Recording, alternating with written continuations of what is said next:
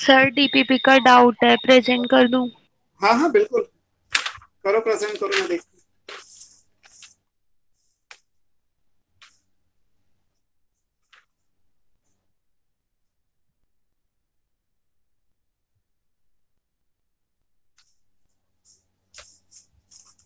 आया नहीं अभी? Tanya, okay. If an mRNA consists of 100 codon and its 21st base undergoes a deletion, then how many amino acid remain unchanged? अब इन्होंने पूछा है कि अनचेंज कितने रहेंगे। मान लीजिए 100 कोडॉन है, 100 कोडॉन से फिर 100 अमाइनो एसिड आएंगे, है ना, क्योंकि बेस पेयर नहीं दिए, कोडॉन दिए हुए। 100 codon means 100 amino acid and 21st base undergoes A deletion. तो इसका मतलब इससे पहले के जो 20 बेस होंगे वो वैसे ही रहेंगे।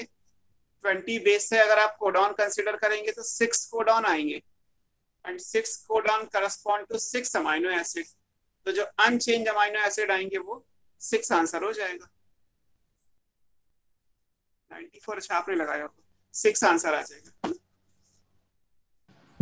और सर अगर इसमें चेंज्ड का होता तो क्या ऑप्शन आता? ये सारे आते हैं, फिर तो सिंपल सा है कि अगर 6 हमारे अनचेंज हैं और कितने थे, 100 कोडॉन थे ना ये। हाँ, तो इसका मतलब 100 कोडॉन से 99 मान लीजिए, क्योंकि लास्ट वाला टर्मिनेशन होगा। 99 में से 6 आपने निकाल दिए तो बाकी के जो 93 थे वो सारे बदल जाएंगे।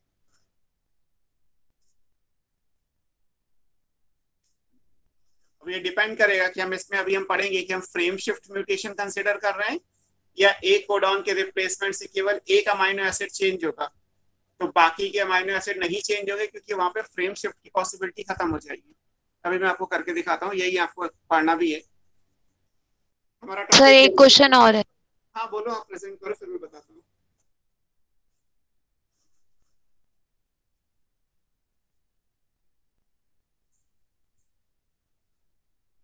इसमें क्या है, what would happen if a gene encoding a polypeptide of 50 amino acid 25th codon is mutated to UAA।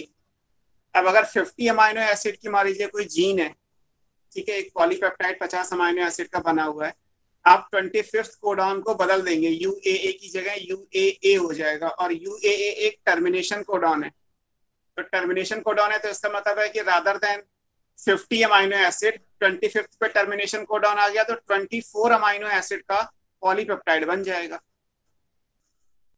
पहला आंसर आएगा, a polypeptide of 24 amino acid will be formed। आ रही बात समझ में आपको? 25th को अगर आपने बदल के यूएए कर दिया, यूएए एक टर्मिनेशन कोडॉन है, तो इसका मतलब यहीं पे चेन टर्मिनेट कर जाएगी, तो रिमेनिंग पॉलीपेप्टाइड जितने बने हो, कितने बने, 25th तो टर्मिनेशन हो गया तो 24 पॉलीपेप्टाइड का एक प्रोटीन बन के तैयार हो जाएगा। हालांकि वो जीन 50 अमाइनो एसिड के प्रोटीन को कोड कर रहा है, प्रोटीन मीन पॉलीपेप्टाइड को कोड कर रहा है। ये इस तरीके से है ना, ऐसे क्वेश्चंस भी होंगे। यही तो आपको मतलब जेनेटिक कोड इसीलिए इंपॉर्टेंट है कि अगर इस टाइप के क्वेश्चंस आएंगे तो आपको सारी चीजें पता होनी चाहिए, तभी आएंगे। आज हमारा टॉपिक है एनसीईआरटी में एक mutation and genetic code. Sir हाँ बोलो। सर वो 100 कोडन वाला जो आंसर क्वेश्चन था ना, सबसे फर्स्ट वाला, वो समझ नहीं आया। अभी बताता हूँ आपको। एक स्टॉप कोडॉन वाला जो रिसेंटली प्रेजेंट किया था, और एक इससे पहले वाले आपने किया था कि जिसमें 6 अमाइनो एसिड अनचेंज रहेंगे, तो पूछा यह गया था कि कितने बदल जाएंगे। तो अभी हम इन दोनों क्वेश्चंस को और डिटेल में मैं आपको करके दिखा देता हूँ। हालांकि क्योंकि मेरे हिसाब से जो जितना कंटेंट आपने पढ़ा था आप उससे ही इसको कर सकते थे, बट कोई इश्यू नहीं है, आप उसको दोबारा पढ़ लीजिए। एनसीईआरटी में आप जेनेटिक कोड वाला जब टॉपिक देखेंगे तो उसमें आपको एक सब हेडिंग मिलेगा, that is the mutation and genetic code. हम यहीं से स्टार्ट करते हैं आज की class, mutation and genetic code.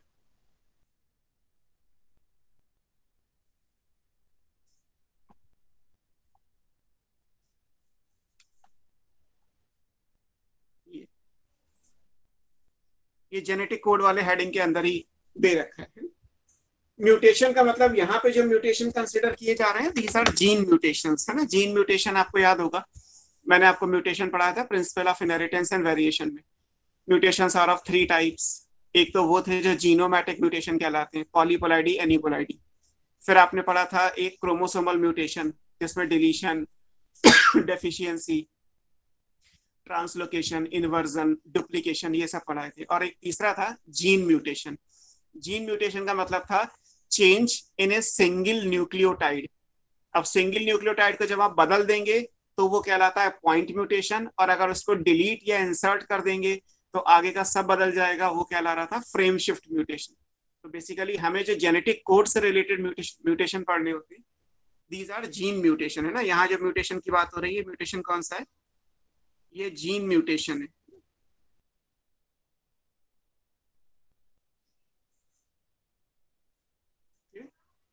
तो एक ये चीज याद रखिएगा कि यहाँ पे हम जीन म्यूटेशन को डिस्कस करते हैं।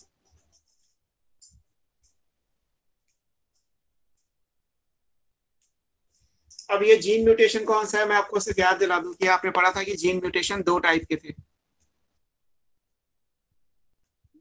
एक आपने पॉइंट म्यूटेशन पढ़ा था,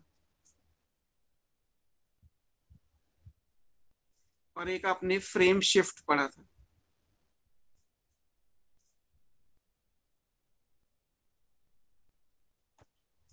पॉइंट म्यूटेशन में आपने लिखा था सिंगल न्यूक्लियोटाइड रिप्लेसमेंट।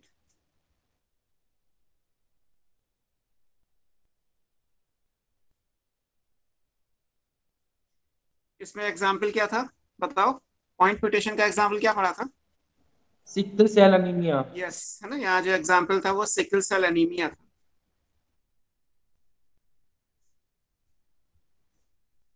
है ना। Glutamic acid is replace by valine, है ना। और वहां पे केवल एक चेंज हुआ, जीएजी की जगह जीयूजी आया। तो जीएजी अगर ग्लूटामिक एसिड को इनकोड करता है तो जीएजी की जगह वैलीन हो गया।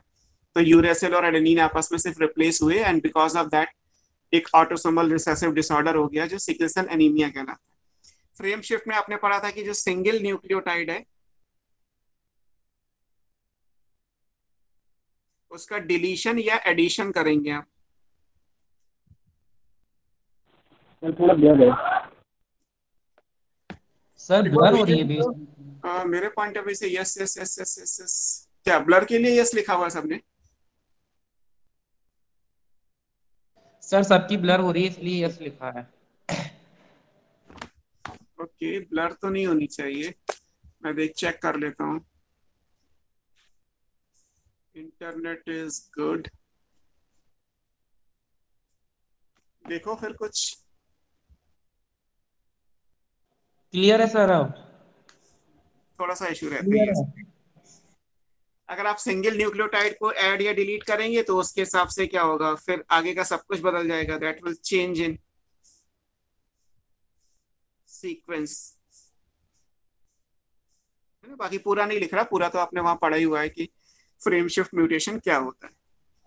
सीक्वेंस चेंज हो जाएगा from the point of deletion, और जब सीक्वेंस चेंज हो जाएगा तो जिस जगह से डिलीट किया उसके आगे के सब बदल जाएंगे। तो हमने जीन म्यूटेशन में 2 टाइप पढ़े थे, पॉइंट म्यूटेशन और फ्रेम शिफ्ट म्यूटेशन। ये हमारे उस पॉइंट पे था। अब हम इसको जेनेटिक ये क्यों हो रहा है इस बेसिस पे हमें यहाँ पे पढ़ने हैं।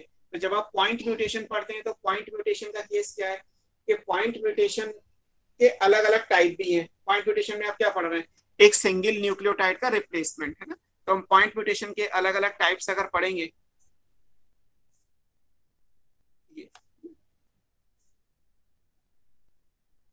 तो पॉइंट म्यूटेशन यहाँ पे 3 अलग अलग टाइप का आएगा, है ना।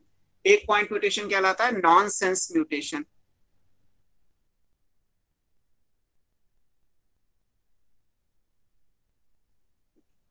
एक कहलाएगा सेम सेंस म्यूटेशन।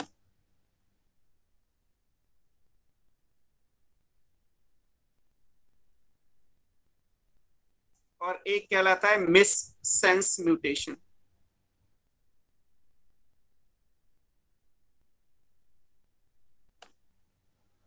सब जगह पॉइंट म्यूटेशन है, केवल एक न्यूक्लियोटाइड को रिप्लेस करेंगे। रिप्लेस करने के हिसाब से ये केस आएंगे, है ना। अब जैसे ये ए है, ये बी और ये सी, 3 अलग अलग टाइप है। तो हम पहले ए कंसिडर करेंगे। बोलो। सर आप एक बार प्लीज अपने कैमरे का लेंस वाइप कर लेंगे, आई थिंक उसकी वजह से प्रॉब्लम हो रहा है, कुछ क्लियर नहीं दिख रहा। ओके, मैं एक मिनट देखता हूँ।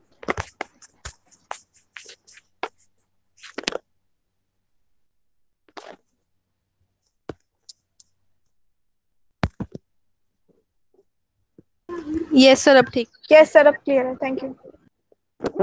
मे बी फोन पे कुछ लगा हो बैक साइड में।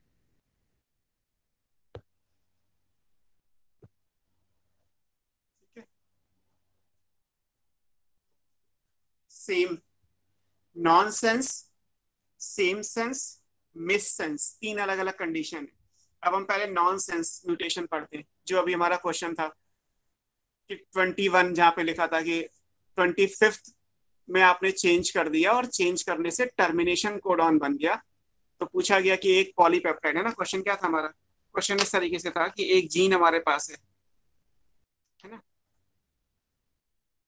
ठीक, ये इस तरीके से, ये जीन से मान लीजिए हमने एक एमआरएनए बनाया, इस एमआरएनए के अंदर 50 कोडॉन्स हैं, एक्चुअली 51 होंगे तो 50 पॉलीपेप्टाइड बनेंगे, है ना। हालांकि कितने हैं अभी हम बना नहीं सकते, क्योंकि हमने ये पढ़ा कि जहां भी पहली बार AUG आएगा वहां से स्टार्ट करेंगे, और जहां पे भी टर्मिनेशन आएगा वहां पे, है ना। तो एमआरएनए आ गया, इस एमआरएनए से क्वेश्चन में ये कहा गया कि यहाँ पे 50 अमाइनो एसिड वाला पॉलीपेप्टाइड बनता है।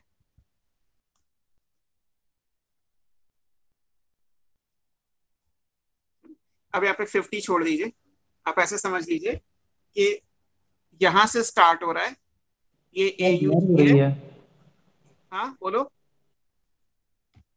नो सर, सर ब्लर हो रही नो है। सर क्लियर है। एक बार देख लो, वरना मैं 2 मिनट बाद रिज्वाइन कर लूंगा। और यहाँ पे कोई भी टर्मिनेशन आएगा, मैं टर्मिनेशन UAA लिख ले रहा हूँ, ठीक है। टर्मिनेशन कोडाउन 3 होते हैं, 3 में से कोई भी आएगा।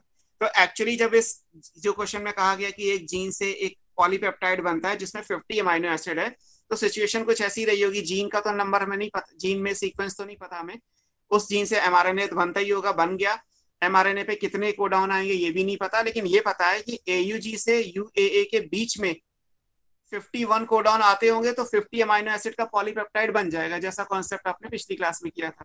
लास्ट वाला टर्मिनेशन होगा, यहाँ तक 50 आ रहे होंगे, तो ये 51 होगा, किसी अमाइनो एसिड को कोड नहीं करेगा, तो 50 अमाइनो एसिड पॉलीपेप्टाइड बन के तैयार हो जाएगा। अब इन क्वेश्चन में क्या कहा गया कि जो यहाँ पे है, यहाँ पे मान लेते हैं कि ये बीच में है, तो ये 25th नंबर का है ना। क्वेश्चन में क्या था आपका, जो क्वेश्चन था उसमें ये था कि एट 25th कोडॉन, वहां पे क्या लिखा था, कोई कर सकता है स्क्रीन शेयर। अभी किसी ने क्वेश्चन पूछा था ना आप में से, टेक्स्ट में भी यस सर मैं कर रही हूँ। करो।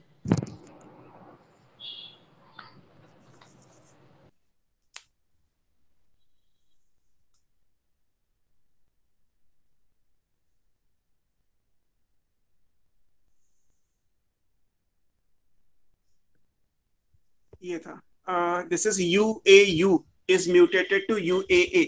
यहाँ पे क्या है, UAA है, और बाई म्यूटेशन यहाँ बन गया UAA, ठीक।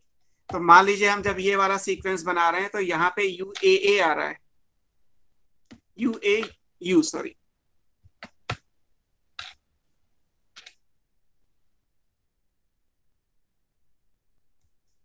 ये 25th पोजीशन है, 25 नंबर पे UAU आ रहा है ना, आपको दिख रही होगी स्क्रीन, हो गया हमारा काम। अब यहाँ पे आपने क्या किया, एक न्यूक्लियोटाइड को रिप्लेस कर दिया, हमारा केस क्या है, नॉनसेंस म्यूटेशन, सिंगल न्यूक्लियोटाइड को रिप्लेस कर रहे हैं। आपने U की जगह सिर्फ A कर दिया, ये U है, यहाँ पे हमने क्या कर दिया, A कर दिया, तो UAU की जगह UAA कर दिया। अब UAU होता तो यहाँ पे अमाइनो एसिड आता, that is of 25th number, लेकिन अब क्या हुआ, UAU की जगह जब UAA आ जाएगा तो ये बन गया टर्मिनेशन कोडॉन। ये क्या है, this is a termination codon, stop codon है ये। तो जब ये टर्मिनेशन कोडॉन बन जाएगा तो क्या होगा, पॉलीपेप्टाइड चेन यहां से शुरू होकर यहीं पे खत्म हो जाएगी, जो पॉलीपेप्टाइड चेन यहां तक जा रही थी, है ना, क्योंकि लास्ट में टर्मिनेशन यहां हो रहा था, अब बीच में टर्मिनेशन कोडॉन क्योंकि बन गया बाय म्यूटेशन, तो आंसर के हिसाब से जैसे पूछा गया था कि कितने आएंगे, तो आंसर क्या होगा 24। सर फोकस प्रॉब्लम हो रही है सर, वीडियो ब्लर है। एक मिनट,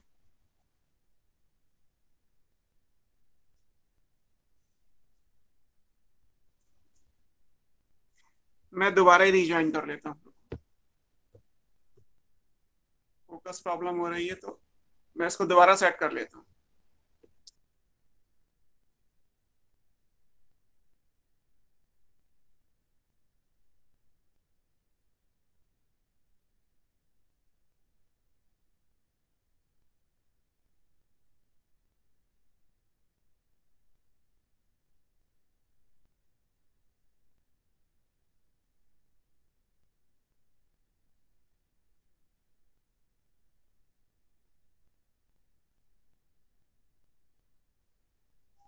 देखो, आई होप सो कि क्लियर होगा अब आप लोग को।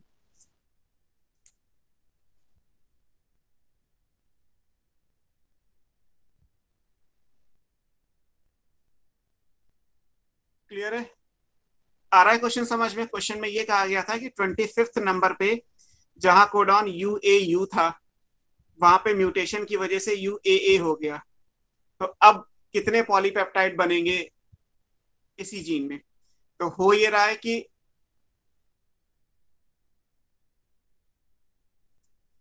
अब ये टर्मिनेशन कोडॉन है, तो उसके हिसाब से सेम सिचुएशन आएगी, यहाँ पे 24 अमाइनो एसिड का पॉलीपेप्टाइड बन जाएगा, क्योंकि 25th नंबर पे नॉर्मली एक अमाइनो एसिड होना चाहिए था, बट अब यहाँ है और इसलिए ऐसा है। सर विजिबल है। अभी भी वही है जिया? यस सर, ठीक है। ये क्लियर हो गया क्वेश्चन? ये पहला केस था, इसको क्या बोलते हैं? नॉनसेंस म्यूटेशन, क्योंकि हमने स्टॉप कोडॉन को नाम क्या दिया था? नॉनसेंस कोडॉन दिया था, उनका कोई मीनिंग नहीं होता, दे आर मीनिंगलेस, उनसे कोई अमाइनो एसिड कोड नहीं होता। तो अगर किसी पॉइंट म्यूटेशन से, हम ये पढ़ रहे थे नॉनसेंस म्यूटेशन पॉइंट म्यूटेशन में, तो अगर किसी पॉइंट म्यूटेशन में एक ऐसा म्यूटेशन होने के बाद कोडॉन बन जाए जो नॉनसेंस कोडॉन है, जो स्टॉप कोडॉन है, तो बस उससे ये होगा कि चेन वहीं पे टर्मिनेट कर जाएगी पॉलीपेप्टाइड की, आगे तक नहीं जाएगी, इससे ज्यादा कुछ नहीं होगा, है ना। मान लीजिए अगर किसी प्रोटीन में 50 अमाइनो एसिड थे, तो नॉर्मली 50 पे पॉलीपेप्टाइड पूरा होता, अब 25th नंबर पे टर्मिनेशन कोडॉन बन गया बाय म्यूटेशन, तो 24 अमाइनो एसिड का चेन बन के तैयार हो जाएगा। इसको बोलते हैं नॉनसेंस म्यूटेशन। नॉनसेंस म्यूटेशन का मतलब है एक ऐसा पॉइंट म्यूटेशन जिससे एक नॉनसेंस म्यूटेशन या नॉनसेंस कोडॉन बन के तैयार हो जाए, उसको हम बोलते हैं नॉनसेंस म्यूटेशन। है यही लिखा हुआ है, हमने जो बनाया या जो पढ़ा इसी का मैंने क्वेश्चन आपको दिया था, ये इस तरीके से आया। आप नीचे लिखना चाहें तो नॉनसेंस म्यूटेशन क्या था? Point mutation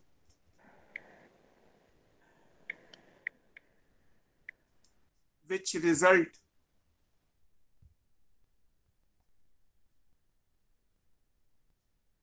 in the formation of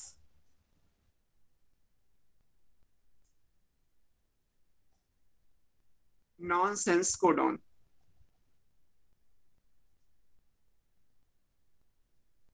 UAA, UAG, UGA, तीन होते हैं, तीनों में से कोई भी अगर एक ऐसा म्यूटेशन हो जिससे नॉनसेंस कोडॉन बन जाए, बस चेन वहीं रुक जाएगी।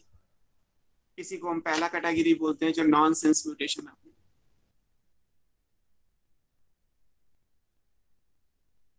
सर तो जो हमारे टर्मिनेशन कोडॉन होता है वही बनेंगे इसमें? हाँ वही बनेंगे। टर्मिनेशन कोडॉन को ही तो नॉनसेंस कोडॉन कहते हैं। टर्मिनेशन कोडॉन, स्टॉप कोडॉन या नॉनसेंस कोडॉन, क्योंकि वो मीनिंगफुल नहीं है। नॉनसेंस है, उनका कोई मीनिंग तो है नहीं, कोई सेंस तो बन नहीं रहा, तो होगा ये कि चेन टर्मिनेट कर जाएगी। इसी से क्वेश्चन दिया था और यही आज के टॉपिक के हिसाब से नॉनसेंस कोडॉन हो गया।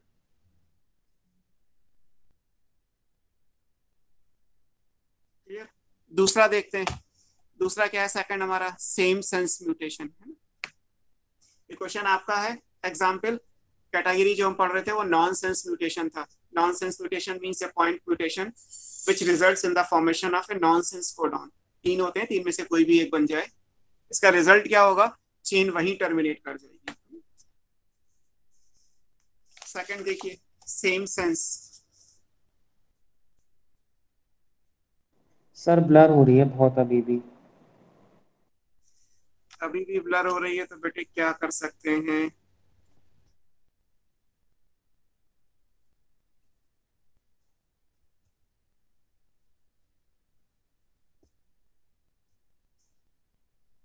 एक काम करके देख लेता हूँ। वैसे तो ब्रॉडबैंड से फोन चल रहा है, ब्रॉडबैंड की जगह डेटा पैक देख लेता हूँ।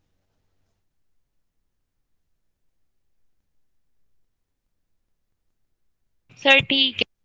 ठीक है ना, क्योंकि फिर ऐसा करने में 2-3 मिनट का डिस्टरबेंस आएगा, फिर वो ब्रॉडबैंड से डिस्कनेक्ट होगा, मोबाइल पे जाके रिकनेक्ट होगा, तो फिर 3-4 मिनट फिर निकल जाते हैं ऐसे। सेकंड हमारा है same sense mutation. Same sense mutation का मतलब क्या होगा, हम पॉइंट म्यूटेशन करेंगे, सिंगल न्यूक्लियोटाइड को रिप्लेस करेंगे। रिप्लेस करने के बाद जो कोडॉन बनेगा, अगर वो वही अमाइनो एसिड बनाए जो वो पहले बना रहा था, क्योंकि हमने ये पढ़ा कि एक अमाइनो एसिड एक से ज्यादा कोडॉन से कोड हो सकता है। आपने डीजेनरेसी ऑफ कोडॉन एक प्रॉपर्टी पढ़ी थी, one amino acid is coded by more than one codon. 2 exception थे, ट्रिप्टोफैन और मीथोनिन, उन दोनों को छोड़ दीजिए तो बाकी सारे अमाइनो एसिड के लिए एक से ज्यादा कोडॉन है। तो म्यूटेशन भी हो गया और फिर भी रिजल्ट कुछ नहीं बना, क्योंकि अमाइनो एसिड तो पहले भी वही आ रहा था और अभी भी वही आ रहा है, तो मीनिंग सेम रहा। तो इसको बोल दिया गया same sense mutation. Same sense mutation का मतलब इस तरीके से समझ लीजिए कि जैसे ये mRNA है, 5 prime to 3 prime as usual, हम कहीं भी मान लेते हैं। मान लीजिए यहाँ पे, तो यहाँ से AUG है, यहाँ पे टर्मिनेशन है, ये तो हमेशा रहेगा ही। और यहाँ पे कोई भी एक लिख लेते हैं, UAA लिख लेते हैं, सबसे कॉमन यही है। अब इस mRNA से क्या होगा, इस mRNA से एक पॉलीपेप्टाइड बन जाएगा, यहाँ से बनना शुरू होगा और पॉलीपेप्टाइड यहाँ तक बनेगा, बिकॉज ये टर्मिनेशन कोडॉन है, इससे कोई अमाइनो एसिड तो आता नहीं, ये पॉलीपेप्टाइड बन गया।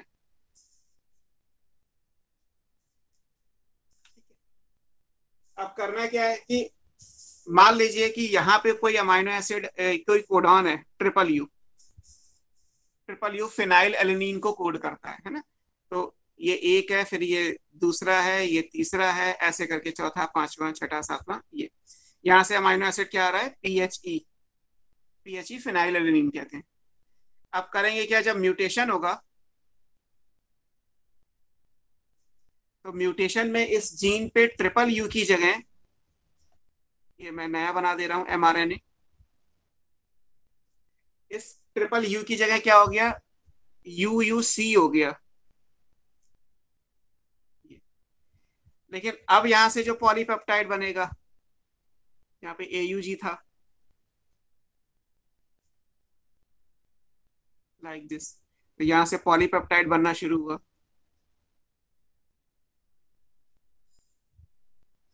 लेकिन अभी भी जो ट्रिपल यू था वो फिनाइल एलेनिन को कोड करता था, और WC भी अगर आप लिखेंगे तो भी यहाँ पे फिनाइल एलेनिन ही आएगा। तो म्यूटेशन भी हो गया और फर्क भी कुछ नहीं पड़ा, बिकॉज इसका रीजन क्या है कि phenyl alanine is coded by triple U, it is also coded by WC।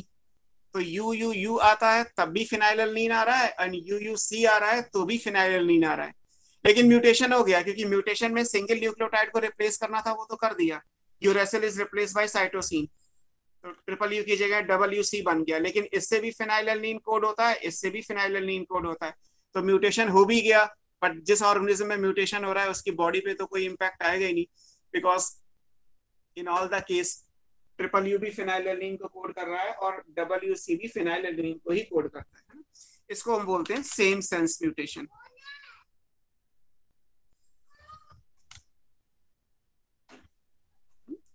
Same sense mutation का मतलब ये था कि जो ट्रिपल यू है and UUC both are coded by, both will code for phenyl alanine PHE। तो mutation तो हुआ, यू की जगह जी आ गया, लेकिन चेंज कुछ नहीं आया, तो इसको हम बोलते हैं सेम सेंस म्यूटेशन।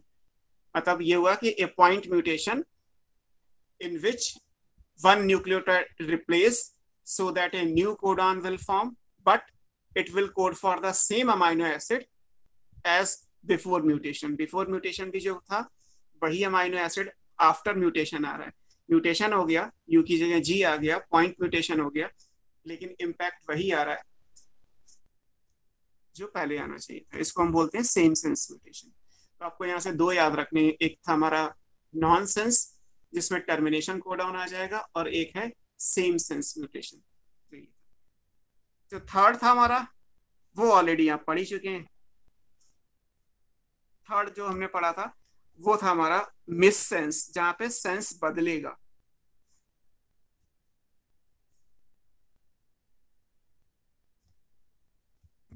इसी में जैसे आपने सिकल सेल एनीमिया पढ़ा था, तो इसको बनाने की जरूरत नहीं है, आप एग्जाम्पल वहीं ले सकते हैं।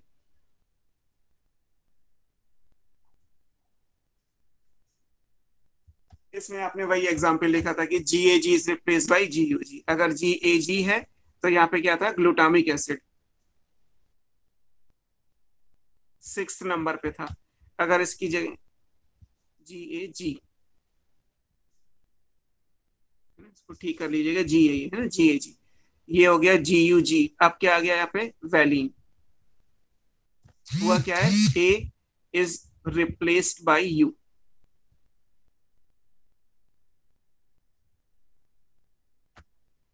तो मीनिंग बदल गया, और ये फिक्स था कि ये 6th पोजीशन पे होगा in the gene encoding for beta globin. तो ये फिक्स था कि बीटा ग्लोबिन बनाने वाली जो चेन है उसमें 6th पोजीशन पे ग्लूटामिक एसिड की जगह अगर वैलीन आता है, जिसका रीजन ये था कि GAG is replace by GUG, तो फिर उस केस में मिस सेंस, अब सेंस बदल गया। हुआ तो यही है कि A की जगह U आया, लेकिन पहले ग्लूटामिक एसिड था, अब वैलीन आ रहा है। पहले नॉर्मल हीमोग्लोबिन था, नॉर्मल बीटा ग्लोबिन चेन बन रही थी, अब सिकल सेल वाली बीटा ग्लोबिन चेन बनेगी। डिसऑर्डर हो गया जिसको आपने सिकल सेल एनीमिया। तीनों ही जगह हमने केवल एक न्यूक्लियोटाइड को रिप्लेस किया। पहले केस में न्यूक्लियोटाइड को रिप्लेस करने से टर्मिनेशन कोडॉन बन गया, तो बन गया नॉनसेंस म्यूटेशन। दूसरे केस में न्यूक्लियोटाइड को रिप्लेस करने से कोडॉन तो नया बना, लेकिन अमाइनो एसिड वही आ रहा है जो पहले आ रहा था, तो कोई चेंज नहीं आया, तो सेम सेंस दे दिया गया, मीनिंग सेम है। और थर्ड वाले में कोडॉन भी बदला और उसका मीनिंग भी बदला, तो वो बन गया मिस सेंस म्यूटेशन। तो ये तीन आपको याद रखने, जो सिंगल न्यूक्लियोटाइड रिप्लेसमेंट की वजह से म्यूटेशन हो सकते हैं। जेनेटिक कोड में अगर हम म्यूटेशन करें तो उसके हिसाब से 3 इम्पैक्ट हमारे आ सकते हैं। अब जैसे और एक आपने जो पढ़ा था वो तो फ्रेम शिफ्ट, आप जानते ही हैं, जिस जगह से डिलीट या ऐड करेंगे उसके आगे से सब बदल जाएगा, उससे पहले का कोई चेंज नहीं होगा, है ना। तो फ्रेम शिफ्ट को हम नहीं बना रहे, फ्रेम शिफ्ट आप ऑलरेडी पहले भी पढ़ चुके हैं। जो पॉइंट म्यूटेशन के 3 सब टाइप्स थे वो हमने कंप्लीट किया।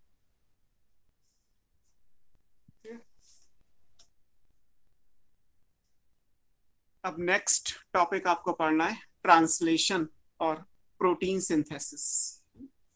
अभी हमने ट्रांसक्रिप्शन पढ़ लिया। ट्रांसक्रिप्शन में वी हैव एन mRNA, हमारे पास एक mRNA तैयार है। अगर प्रोकैरियोट का है तो कोई इश्यू नहीं है, यूकैरियोट का है तो स्प्लाइसिंग, कैपिंग, टेलिंग, हमने जो पोस्ट ट्रांसलेशनल मॉडिफिकेशन किए थे वो सब पूरे कर लिए। तो एक mRNA हमारे पास साइटोप्लाज्म में बन के तैयार हो गया। आगे इस mRNA से हमें पॉलीपेप्टाइड बनाना है, जो ट्रांसलेशन कहलाता है, प्रोटीन सिंथेसिस। तो नेक्स्ट टॉपिक जो हमारा आएगा वो ट्रांसलेशन आएगा।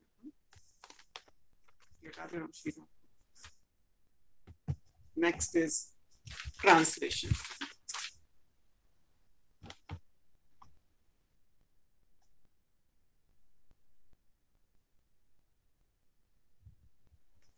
Translation is basically protein synthesis. Protein का प्राइमरी स्ट्रक्चर बनता है तो इसे आप पॉलीपेप्टाइड सिंथेसिस बोल सकते हैं। बेटर आंसर यही होगा, ट्रांसलेशन से पॉलीपेप्टाइड बनता है या प्रोटीन बनती है, तो राइट आंसर इज पॉलीपेप्टाइड बनता है। Polypeptide is a primary structure of protein. Biomolecules में प्रोटीन के स्ट्रक्चर्स पढ़े हमने, प्राइमरी, सेकेंडरी, टर्शियरी, क्वाटरनरी। तो जो ट्रांसलेशन से बनेगा that will be the primary structure of protein. Primary structure क्या होता है? अमाइनो एसिड में आपने पढ़ा होगा कि हम CONH पेप्टाइड बॉन्ड बनाते हैं दो अमाइनो एसिड के बीच में, और उससे जो बनेगा वो अमाइनो एसिड का पॉलीमर यानी कि पॉलीपेप्टाइड बन के तैयार हो जाएगा। इतना ही ट्रांसलेशन कहलाता है। इसके बाद सेकेंडरी, टर्शियरी, क्वाटरनरी बनने हैं तो वो अलग टॉपिक है, उसका ट्रांसलेशन से मतलब नहीं है। वो ट्रांसलेशन के बाद होगा तो आप उसे पोस्ट ट्रांसलेशनल मॉडिफिकेशन बोल सकते हैं। जैसे ट्रांसक्रिप्शन के बाद मॉडिफिकेशन हुए, उसी तरीके से ट्रांसलेशन के बाद भी होते हैं। फिलहाल हमें जो पढ़ना है वो प्रोटीन सिंथेसिस या पॉलीपेप्टाइड सिंथेसिस। अब इसको डिफाइन करेंगे तो है क्या? हमारे पास एक mRNA है, मैसेंजर आरएनए है। इस मैसेंजर आरएनए से आप एक पॉलीपेप्टाइड बनाएंगे।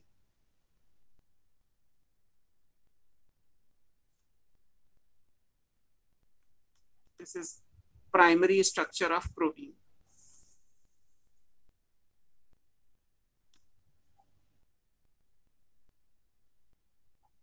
प्रोटीन का प्राइमरी स्ट्रक्चर पॉलीपेप्टाइड चेन कहलाता है। ठीक है, ये तो इसका मतलब क्या हुआ? अगर हम इसको डिफाइन करें तो ये क्या हो गया? This is RNA directed polypeptide synthesis.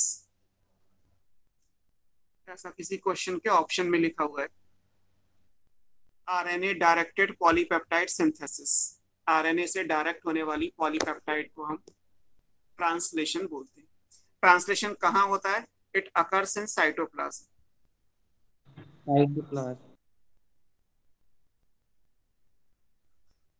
और यहाँ तो कोई डाउट है ही नहीं, बैक्टीरिया में तो शुरू से ही हर चीज साइटोप्लाज्म में है।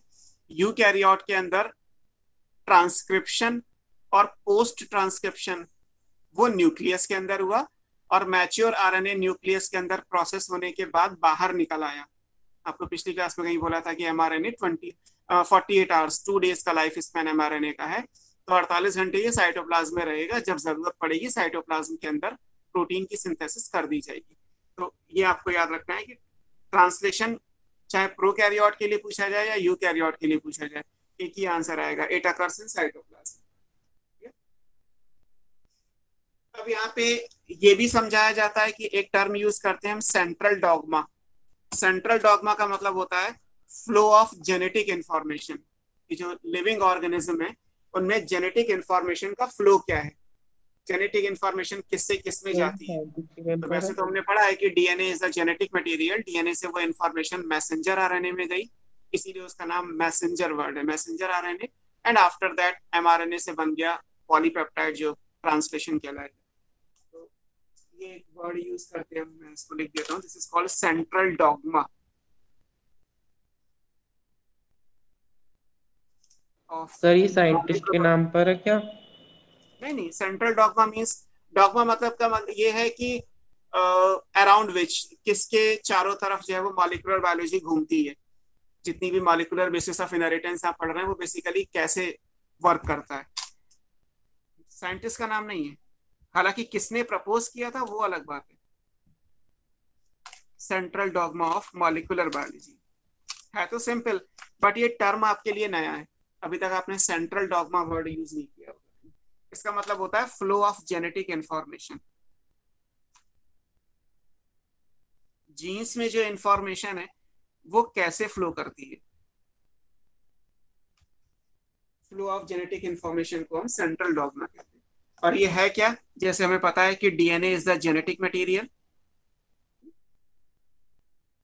डीएनए से हमारे पास एमआरएनए बनता है और एमआरएनए से polypeptide. DNA is the genetic material, हमने स्टार्टिंग में पढ़ा था कि किसी भी जेनेटिक मटेरियल को दो प्रॉपर्टी जरूरी है शो करने के लिए, फंडामेंटल प्रॉपर्टीज है, रेप्लिकेशन एंड एक्सप्रेशन। तो ये तो पूरा एक्सप्रेशन है। डीएनए से एमआरएनए बनता है कैसे? बाय ट्रांसक्रिप्शन, आप पढ़ चुके हैं, आरएनए पॉलीमरेज एंजाइम था जो ट्रांसक्रिप्शन कर रहा था, प्रमोटर, टर्मिनेटर, वो सब पढ़ाया था। एमआरएनए से पॉलीपेप्टाइड, ट्रांसलेशन है हमारा रनिंग टॉपिक। और क्योंकि डीएनए जेनेटिक मटेरियल है तो डीएनए रेप्लिकेट भी कर सकता है, आप डीएनए से डीएनए बना सकते हैं, तो दिस इज कॉल्ड रेप्लिकेशन।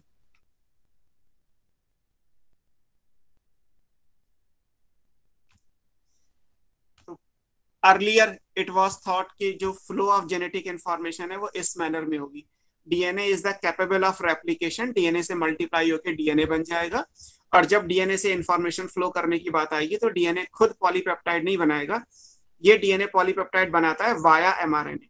तो जब एमआरएनए बनेगा तो ट्रांसक्रिप्शन प्रोसेस है, जब पॉलीपेप्टाइड बनेगा तो ट्रांसलेशन प्रोसेस है। इसको क्रिक ने प्रपोज किया था ना, this was proposed by Crick, Watson and Crick में जो क्रिक थे उन्होंने। इसको क्या बोलते हैं? This is called linear flow of genetic information. ये फ्लो कैसा है? लीनियर, एक लाइन में।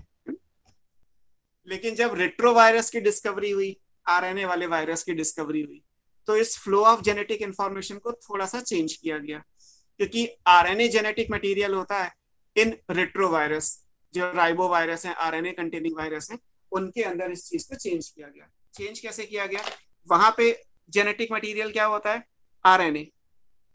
पहले मैं लिख देता हूं, ये c DNA, small c DNA लिखा जाएगा, this is mRNA, this one is polypeptide. C DNA का मतलब क्या होता है? कॉम्प्लीमेंट्री डीएनए, जो आरएनए का कॉम्प्लीमेंट्री है वो है ये, और एक आरएनए है जो जेनेटिक मटेरियल है। तो जैसा आपने पढ़ा होगा कि आरएनए से कॉम्प्लीमेंट्री डीएनए बनता है ना रेट्रोवायरस के अंदर। RNA is capable of replication, RNA से आरएनए बन जाएगा। तो रेट्रोवायरस के केस में क्या है? आरएनए में तो रेप्लिकेशन हो रहा है क्योंकि RNA as a genetic material है, लेकिन जब आरएनए से डीएनए बनता है तो उसको डीएनए ना बोल के क्या बोलते हैं? Complementary DNA. ये आरएनए में जो होगा उसका उल्टा यहाँ सी डीएनए में आ जाएगा। इस प्रोसेस को क्या बोलते हैं? अगर डीएनए से एमआरएनए का बनना ट्रांसक्रिप्शन है एज यूजुअल, तो आरएनए से डीएनए का बनना क्या कहलाएगा? Reverse transcription.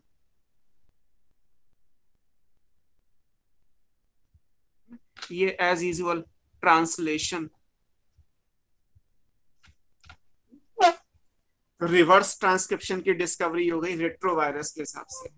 रिवर्स ट्रांसक्रिप्शन का मतलब क्या है? Formation of complementary DNA from RNA which is the genetic material in virus. तो ये क्या कहलाता है? इसको हम सर्कुलर फ्लो बोलते हैं। सर्कुलर इसलिए क्योंकि डीएनए से आरएनए और आरएनए से डीएनए ये चलता रहेगा।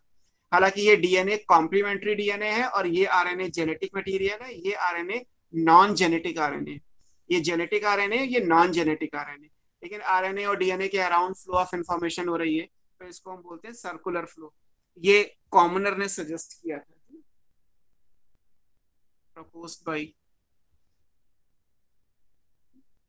कॉमनर, COMMENOR, है ना।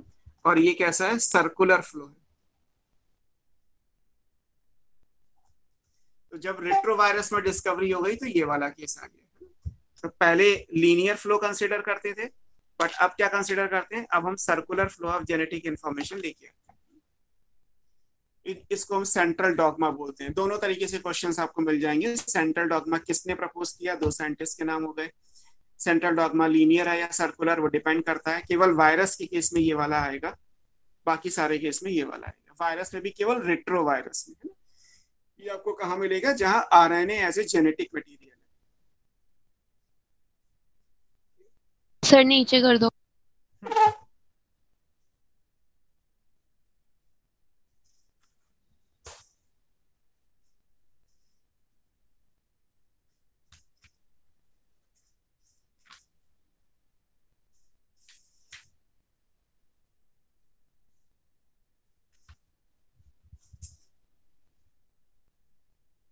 हो गया। अब हम देखते हैं प्रोटीन सिंथेसिस या ट्रांसलेशन की रिक्वायरमेंट्स क्या क्या हैं।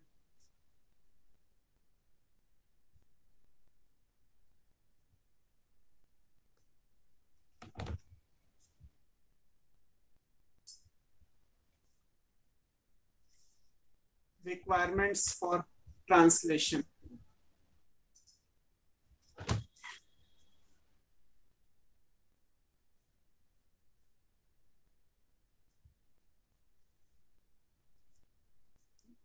क्या क्या रिक्वायरमेंट चाहिए? प्रोटीन सिंथेसिस का जो सेल ऑर्गेनेल है, आपने पढ़ा होगा ribosomes, these are the site for protein synthesis, cell वाले चैप्टर में। तो हमें राइबोसोम्स की जरूरत पड़ेगी। एक एक करके इनको स्टडी कर लेते हैं।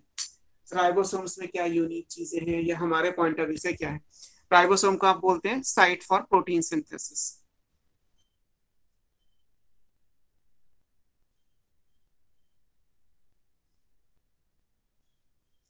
राइबोसोम मेम्ब्रेनस होता है, नॉन मेम्ब्रेनस होता है? Non membranes. नॉन मेम्ब्रेनस है ना, राइबोसोम में मेम्ब्रेन नहीं होती। राइबोसोम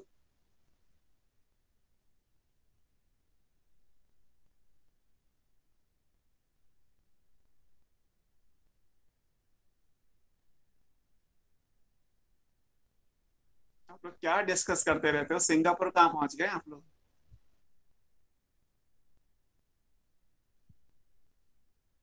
अभी जो आपको डेटा कनेक्शन मिल रहा है 4G, उसी को 4G मान लो, है ना। वो चाहे 2G हो या 3G हो, वही इंडिया के लिए 4G है। फिलहाल इंडिया में रह के पढ़ाई कर लो, बेकार की बातें चैट बॉक्स में डिस्कस करते हैं। राइबोसोम्स कैसे हैं? नॉन मेम्ब्रेनस, उन पे कोई मेम्ब्रेन नहीं होती। These are non membranous cell organelle. Cell वाले में क्वेश्चन में पढ़ा होगा। अगर मेम्ब्रेन नहीं है तो फिर राइबोसोम पार्टिकल नेचर को शो करेगा, है ना, क्योंकि जिन सेल ऑर्गेनेल पे मेम्ब्रेन नहीं होती वो बेसिकली पार्टिकल बिहेवियर को शो करते हैं, जैसे chloroplast, mitochondria, ER, Golgi body, lysosome, microbody. ये सब मेम्ब्रेनस हैं, सब पे मेम्ब्रेन होती है, चाहे एक मेम्ब्रेन हो या दो मेम्ब्रेन हो, single membrane bound, double membrane bound. But ribosomes हैं, सेंट्रियोल हैं, सीलिया फ्लैजिला हैं, साइटोस्केलेटल एलिमेंट्स अगर आपने पढ़े हैं तो माइक्रोट्यूब्यूल होता है, माइक्रोफिलामेंट्स होते हैं, ये सब नॉन मेम्ब्रेनस हैं। सब प्योर केमिस्ट्री को शो करते हैं। जैसे डीएनए भी नॉन मेम्ब्रेनस है, डीएनए स्ट्रक्चर है, एक बायोमॉलिक्यूल है, बट उसके ऊपर कोई मेम्ब्रेन नहीं होती। तो राइबोसोम किस चीज के बने होते हैं? राइबोसोम में दो कंपोनेंट होते हैं। एक राइबोसोम में एक आरएनए होगा जिसको हम राइबोसोमल आरएनए बोलते हैं, और उसके साथ कुछ एसोसिएटेड प्रोटीन्स होती हैं। तो अगर आप राइबोसोम को डिफाइन करेंगे तो राइबोसोम्स क्या कहलाते हैं? These are ribonucleoprotein particles. बोलो।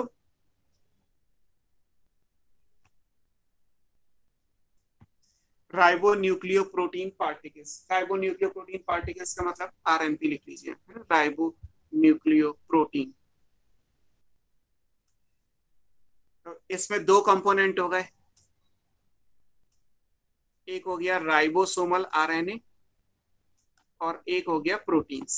केवल दो चीजें होती हैं राइबोसोम में, कोई भी थर्ड, एज पर केमिस्ट्री कोई थर्ड मॉलिक्यूल एग्जिस्ट नहीं करता। Ribosomal RNA and protein. Protein कितनी होती हैं? अराउंड 80 डिफरेंट टाइप्स हैं। हमें सब क्या कोई भी नहीं पढ़नी, सिर्फ ये फिगर याद कर सकते हैं। लगभग 80 डिफरेंट टाइप की प्रोटीन्स होती हैं सारे आरएनए के अंदर। तो वो चीज आपको याद रखनी है कि आरएनए में लगभग इतनी प्रोटीन होती है। अब राइबोसोम आपने पढ़े हैं कि राइबोसोम दो टाइप के होते हैं, एक 70S राइबोसोम होता है और एक 80S। 70S को आप प्रोकैरियोटिक बोलते हैं। 70S में दो सब यूनिट होती हैं, एक 30S है और एक 50S है। पढ़ा ये तो। यूकैरियोट में 80S राइबोसोम होता है, यहाँ दो सब यूनिट है, 40S है और 60S है। S is the sedimentation coefficient या सेडवर्ग यूनिट कहते हैं। सब कुछ आपको सेल में पढ़ाया गया होगा, फिलहाल इतना तो पढ़ाया गया होगा। अब ये तो हो गई सब यूनिट्स। राइबोसोम एक पार्टिकल है। आप पार्टिकल है तो उस पार्टिकल को टेस्ट ट्यूब में मान लीजिए पानी में आपने घोल दिया या एसीटोन या ईथर में घोल दिया।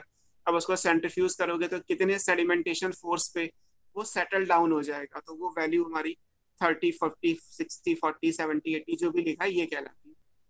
ये एडिटिव नहीं होती। 30 और 50 को मिला के 70 नहीं आता, 40 और 60 को मिला के 80 नहीं आता। तो अगर हम एक पार्टिकल को पूरा सेडिमेंटेशन कफिशिएंट के हिसाब से देखेंगे तो 70 है, बट अगर इसको अलग अलग कर देंगे तो ये स्मॉल और लार्ज सब यूनिट्स कहलाती है।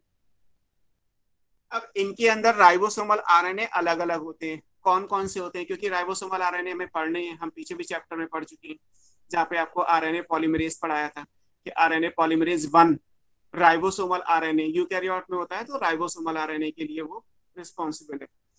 30S के अंदर कौन सा होता है? अगर हम प्रोकैरियोट की बात करेंगे तो यहाँ पे 16s आएगा। 50s के अंदर कौन से होते हैं?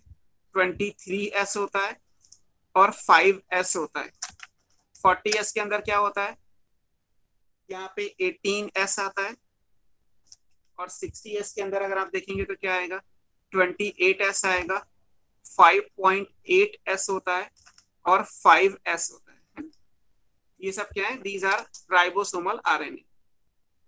प्रोटीन हमें नहीं पढ़नी कि किसमें कितनी प्रोटीन है, बस हमें ये पता है कि लगभग 80 टाइप की प्रोटीन्स होती हैं। तो अगर आप प्रोकैरियोट को देखोगे तो 16s राइबोसोमल आरएनए मिलेगा स्मॉल सब यूनिट के अंदर, और 23s और 5s मिलेंगे हमें 50s के अंदर। ऐसे 18s राइबोसोमल आरएनए मिलेगा 40s यानी यूकैरियोट में, और 28, 5.8 और 5s मिलेगा लार्जर सब यूनिट यानी 60s में। तो आपको ये सारी चीजें याद रखनी है। यहाँ पे आपकी बुक में दिया है कि प्रोकैरियोट में जो 23s राइबोसोमल आरएनए होता है जो उसकी लार्जर सब यूनिट में आएगा, ये राइबोजाइम का काम करता है ना। स्टार्टिंग में हमने कहीं डीएनए वर्सेस आरएनए पढ़ा था, तो उसमें लिखा था कि आरएनए कैटालिटिक नेचर को भी शो करता है। RNA also act an enzyme. तो कौन सा आरएनए एंजाइम का काम करता है? That is 23s RNA. तो ये आपको याद रखना है कि, और ये कहाँ पे है? प्रोकैरियोट में। 70s कहाँ पे होता है? प्रोकैरियोट। और 80s कहाँ होता है? यूकैरियोट। हम जर्नल पढ़ रहे हैं, हमें कहीं एक्सेप्शन या डिटेल में नहीं जानना। तो जो 23s है ribosomal RNA, this act as ribozyme. Ribozyme का मतलब है RNA having enzymatic power, catalytic power, है ना। ये ऑटो कैटालिटिक होता है।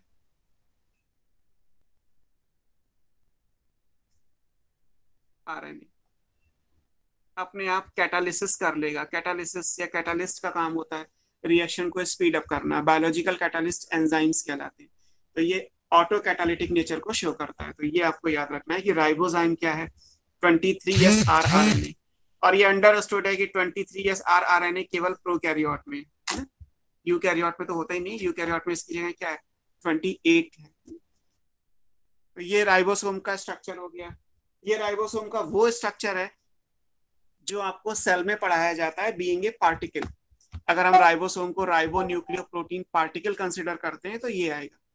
अगर आप इस पार्टिकल को 3 डायमेंशनली देखेंगे, 3D में अगर इसको स्ट्रक्चर को स्टडी किया जाए तो हमें राइबोसोम का स्ट्रक्चर मिलेगा, 3D स्ट्रक्चर। और 3D स्ट्रक्चर कैसा है? एनसीईआरटी में बना हुआ है। राइबोसोम कंप्लीट तभी बनता है जब वो एमआरएनए के ऊपर होता है। तो अभी तो हम मान लेते हैं कि ये एमआरएनए है, मैसेंजर आरएनए। हालांकि हमारा टॉपिक एमआरएनए नहीं है, 5 प्राइम टू 3 प्राइम। लेकिन आपको कंप्लीट राइबोसोम तभी दिखाई देगा जब एमआरएनए ऑलरेडी बन चुका होगा। नहीं तो क्या होता है, ये भी आपने पढ़ा होगा, राइबोसोम की दोनों सब यूनिट्स साइटोप्लाज्म में अलग अलग होती हैं। They can join only at the time of protein synthesis. जब प्रोटीन सिंथेसिस होगी तो ही आपको एक कंप्लीट राइबोसोम मिलेगा, अदरवाइज दोनों सब यूनिट्स अलग अलग है। राइबोसोम में होता क्या है? राइबोसोम में एक स्मॉल सब यूनिट है लाइक दिस। आप ऐसे मान लीजिए, दिस इज ए स्मॉल सब यूनिट। यहाँ पे एक डिप्रेशन या ग्रूव है जो एमआरएनए के साथ बाइंडिंग शो करता है। इसे बोलते हैं एमआरएनए बाइंडिंग साइट।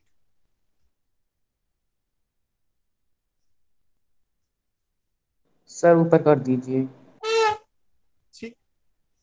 अब इसके अंदर फिर यहाँ पे एक कैप के जैसा लार्जर सब यूनिट होगा। ये यहाँ पे 3 अलग अलग डिप्रेशन या ग्रूव्स बने हुए हैं।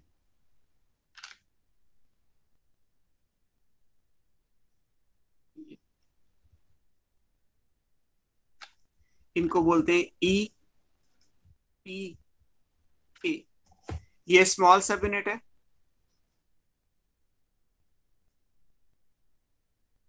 अगर प्रोकैरियोट है तो ये हो गई 30s, यूकैरियोट है तो ये हो गई 40s।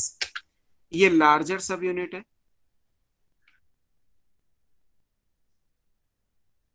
अगेन अगर ये प्रोकैरियोट का राइबोसोम है तो ये हो गई 50s और यूकैरियोट का है तो 60s। लार्जर सब यूनिट के अंदर 3 डिप्रेशन है। जैसे मान लीजिए एक कैप है ये कैप है, तो इस कैप के अंदर की तरफ यहाँ पे 3 अलग अलग ग्रुप्स बने हुए हैं जिनको हम नाम देते हैं ईपीए। ईपीए का मतलब क्या है वो आप लिख लीजिए, हटा दो पेज। ये स्ट्रक्चर आपको तभी दिखाई देगा जब एमआरएनए पे जुड़ेगा, अगर एमआरएनए नहीं है तो ये दोनों अलग अलग होंगे। ये इसका मीनिंग था। तो बिना एमआरएनए के आप कंप्लीट राइबोसोम स्टडी नहीं कर सकते। पूरा राइबोसोम तभी मिलेगा जब एमआरएनए बन चुका होगा। सर एक बार नीचे कर दो। देखो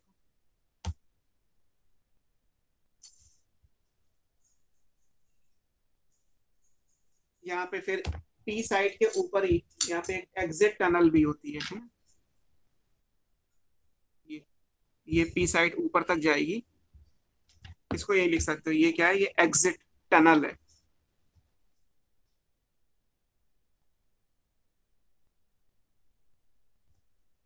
बाकी ईपीए क्या होते हैं वो मैं नेक्स्ट पेज पे लिख देता हूँ।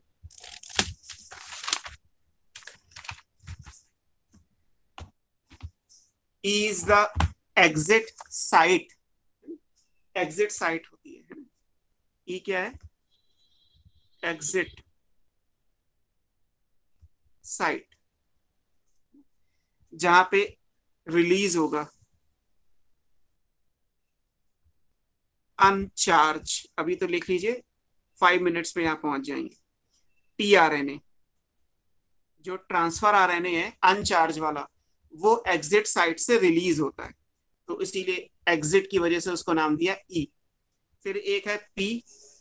पी साइट क्या कहलाती है, जहां पे आपने पी लिखा है, दैट इज पेप्टिडाइल।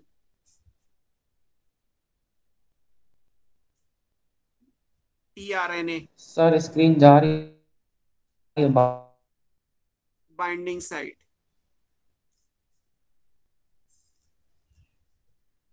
स्क्रीन का इशू क्या है? सर सही है। चलो देख लो कैसे करोगे। P is the peptidyl tRNA binding site है ना। और लास्ट ए था, ए होता है amino acyl tRNA binding site.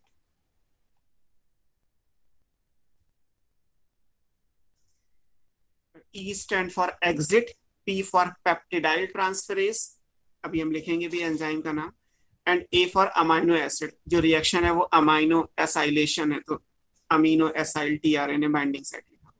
फिलहाल अभी आप लिख लीजिए। तो जो राइबोसोम में टीपीए है वो बेसिकली एग्जिट, पेप्टिडाइल और अमीनो एसाइल के लिए डिनोट किए गए। तो ये 3 चीजें आपको ध्यान रखनी है कि एक राइबोसोम में आपको ये सारी रिक्वायरमेंट आएगी। तो पहले तो हमें एक राइबोसोम चाहिए जिसपे प्रोटीन की सिंथेसिस होनी होती है। दूसरी रिक्वायरमेंट हमारे लिए क्या है, प्रोटीन बनाने के लिए, पॉलीपेप्टाइड बनाने के लिए जो मोनोमर है वो क्या होते हैं, अमाइनो एसिड्स। जैसे डीएनए का मोनोमर क्या था, डीऑक्सीराइबोन्यूक्लियोटाइड। आरएनए का मोनोमर क्या था, राइबोन्यूक्लियोटाइड। रेप्लिकेशन और ट्रांसक्रिप्शन में पढ़ा। अब हम ट्रांसलेशन पढ़ रहे हैं, तो पॉलीपेप्टाइड के लिए मोनोमर क्या आएगा, अमाइनो एसिड। एक नेचुरली अकरिंग प्रोटीन में अमाइनो एसिड कितने होते हैं, 20। तो 20 अमाइनो एसिड्स हमें चाहिए, साइटोप्लाज्म में ऑलरेडी प्रेजेंट होते हैं। सेकंड रिक्वायरमेंट क्या है, अमाइनो एसिड्स, राइबोसोम्स, और उसके बाद आएगा अमाइनो एसिड्स। अमाइनो एसिड्स का काम क्या है, कितने चाहिए, there are 20 amino acids.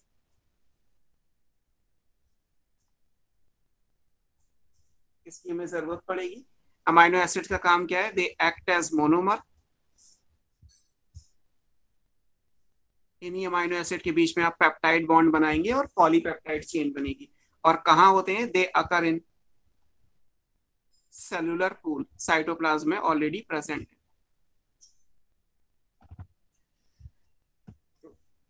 Amino acid की रिक्वायरमेंट भी पूरी हो गई। अब हमें क्या चाहिए, इस अमाइनो एसिड को लेके कौन आएगा। अमाइनो एसिड तो सेल में है, मान लीजिए ये पूरा बैक्टीरिया जो पेज है, ये पूरा पेज बैक्टीरिया का साइटोप्लाज्म है। यहाँ पे एमआरएनए है, यहाँ पे मान लीजिए कोई अमाइनो एसिड है। इस अमाइनो एसिड को यहाँ लेके कौन आएगा, लेके आने के लिए जो आरएनए होता है वो कहलाता है ट्रांसफर आरएनए। तो थर्ड हमें क्या पढ़ना है, ट्रांसफर आरएनए पढ़ना है, टीआरएनए। नेक्स्ट रिक्वायरमेंट क्या है? Small T RNA, that is transfer RNA. TRNA क्या कहलाता है? This is called transfer. इसको हम बोलते हैं सॉल्युबल, क्योंकि कुछ टाइम के बाद अपने आप डिसॉल्व हो जाता है। सॉल्युबल आरएनए, इसका काम क्या है? It picks up the amino acid, amino acid को पिक करेगा कहां से? फ्रॉम सेलुलर पूल, सेल में जहां भी प्रेजेंट है वहां से लाया, कहां तक लेके जाएगा? And take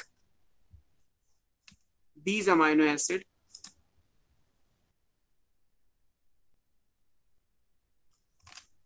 to mRNA, mRNA तक लेके जाएगा। और किसके ऊपर? Over codon.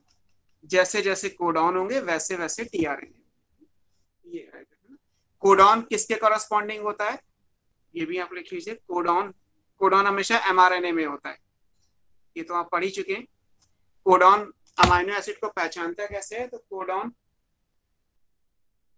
Is always corresponding to its anticodon. और एंटीकोडॉन कहाँ होता है? एंटीकोडॉन टीआरएनए में होता है। तो अभी तक आपने कोडॉन तो पढ़ा, ये जेनेटिक कोड है ना। जेनेटिक कोड जैसे एयूजी था मीथियोनिन के लिए, ट्रिपल यू था फिनाइलएलेनिन के लिए, है ना, तो या ट्रिपल सी था प्रोलीन के लिए, जो भी आपने पढ़े। तो ये एयूजी का मतलब मीथियोनिन है, मतलब जहां भी एयूजी कोडॉन होगा एमआरएनए पे, वहां पे मीथियोनिन आएगा। लेके कौन आएगा? लेके आने के लिए ट्रांसफर आरएनए। अब ट्रांसफर आरएनए मीथियोनिन को और एयूजी को जोड़ रहा है, तो पहचान कैसे रहा होगा? टीआरएनए को कैसे पता चलेगा कि ये एयूजी है तो मुझे मीथियोनिन को लेके आना है? तो एमआरएनए पे जो एयूजी यानी कोडॉन है उसका उल्टा एक्चुअली टीआरएनए में होता है, उसको एंटीकोडॉन बोलते हैं। और जब कोडॉन एंटीकोडॉन की हाइड्रोजन बॉन्डिंग होती है तो पता चल जाता है कि ये मैच कर गया तो मुझे मीथियोनिन को लेके आना है, या कोई और मैच कर गया तो मुझे कोई और लेके आना है, ऐसे। क्योंकि सेल में 20 अमाइनो एसिड होते हैं, इसीलिए सेल में हर अमाइनो एसिड का एक टीआरएनए अलग से तैयार होता है। तो 20 अमाइनो एसिड के लिए वी हैव 20 टीआरएनए। प्रोकैरियोट में भी यूकैरियोट में भी जितने अमाइनो एसिड होते हैं उतने ही टीआरएनए होते हैं। तो सबका कोडॉन एंटीकोडॉन फिक्स हो जाता है कि जैसे जैसे मैच करना है वैसे वैसे अपने आप आता चला जाएगा। अभी हम इसको टीआरएनए को पढ़ेंगे तो आपको समझ में आ जाएगा कि मैंने जो बोला उसका मीनिंग किस तरीके से आएगा। तो कोडॉन के ऑलवेज करस्पॉन्डेंस टू दैट एक एंटीकोडॉन प्रेजेंट होगा, एंटीकोडॉन टीआरएनए में होता है।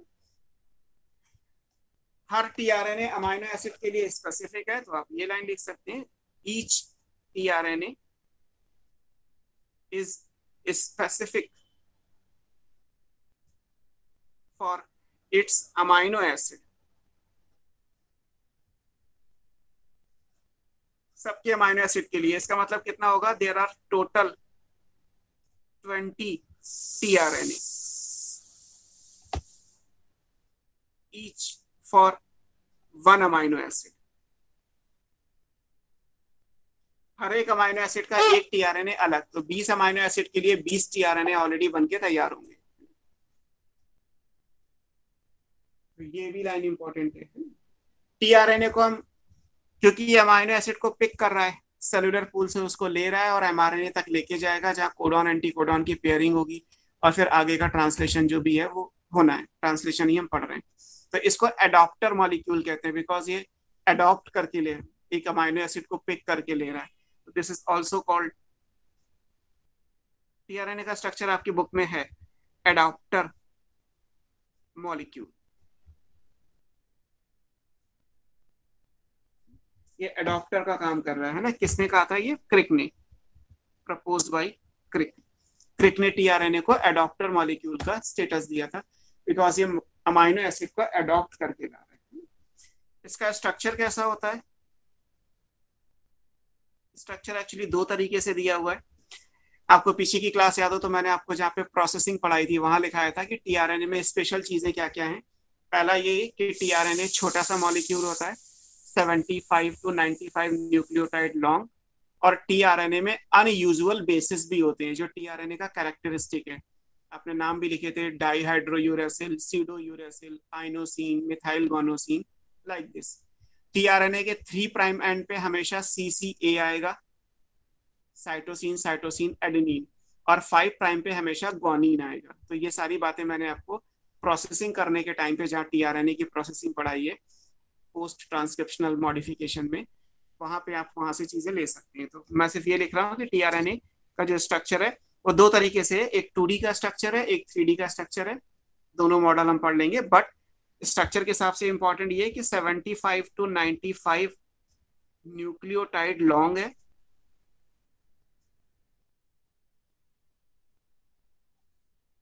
एक ये पॉइंट आएगा। दूसरा पॉइंट जो इंपॉर्टेंट है ये कि characterize by presence of unusual basis.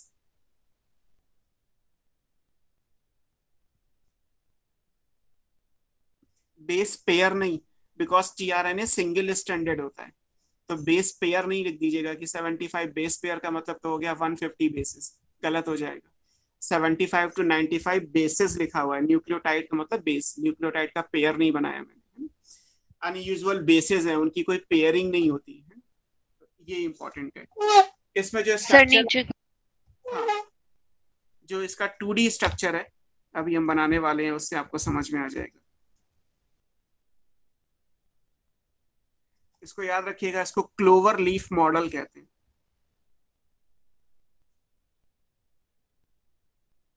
ये रॉबर्ट हॉले ने प्रपोज किया था, साइंटिस्ट है। टीआरएनए का जो स्ट्रक्चर है 2D स्ट्रक्चर, वो क्लोवर लीफ मॉडल है। और जो 3D स्ट्रक्चर है आपकी बुक में भी बना हुआ है, पिछले साल एनसीईआरटी में टीआरएनए का स्ट्रक्चर का जो डायग्राम है वो चेंज हुआ है। तो जो 3D स्ट्रक्चर है वो इन्वर्टेड एल शेप का होता है।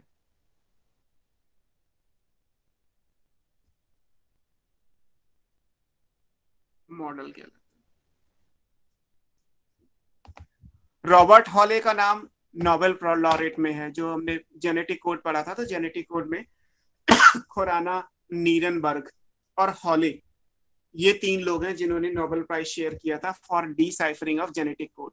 जेनेटिक कोड को तोड़ने के लिए खुराना का कंट्रीब्यूशन था, copolymer homopolymer technique, artificial synthesis of gene. Nirenberg का रोल था, जिन्होंने सेल फ्री सिस्टम बनाया, आर्टिफिशियल सिस्टम बनाया प्रोटीन सिंथेसिस के लिए। और रॉबर्ट हॉले जिन्होंने टीआरएनए का स्ट्रक्चर दिया, क्योंकि कोडॉन एंटीकोडॉन जब मिलते हैं तभी पता चलता है कि कौन सा अमाइनो एसिड सेल के अंदर आएगा, है ना। लाने के लिए जो स्ट्रक्चर है वो टीआरएनए। ये तो टेक्स्ट हो गया, अब हम समझ लेते हैं कि एंटीकोडॉन कोडॉन किस तरीके से वर्क करते होंगे। काम कर दो, देखिए। सर हाँ बोलो। सर मैंने पहले भी पूछा था ये डाउट, आपने कहा था बाद में बताऊंगा। सर जैसे कोड डी जनरेट होता है तो मतलब एक प्रोटीन को कोड करने वाले 2-3 कोड हो सकते हैं, हाँ, तो सर उस हिसाब से 2-3 वो भी तो होने चाहिए टीआरएनए, या फिर एक टीआरएनए पे सारी कोड प्रेजेंट होती है। अभी हम उसको भी डिस्कस करेंगे। और इससे पहले जो आपने पूछा था वो तो मैंने बता दिया था आपको अभी तो। सर हाँ आपने ये, कहा था जब स्ट्रक्चर बताएंगे तब कराएंगे, जब हाँ चलो आगे ठीक का है, ये अभी आप पढ़ोगे ही, है ना।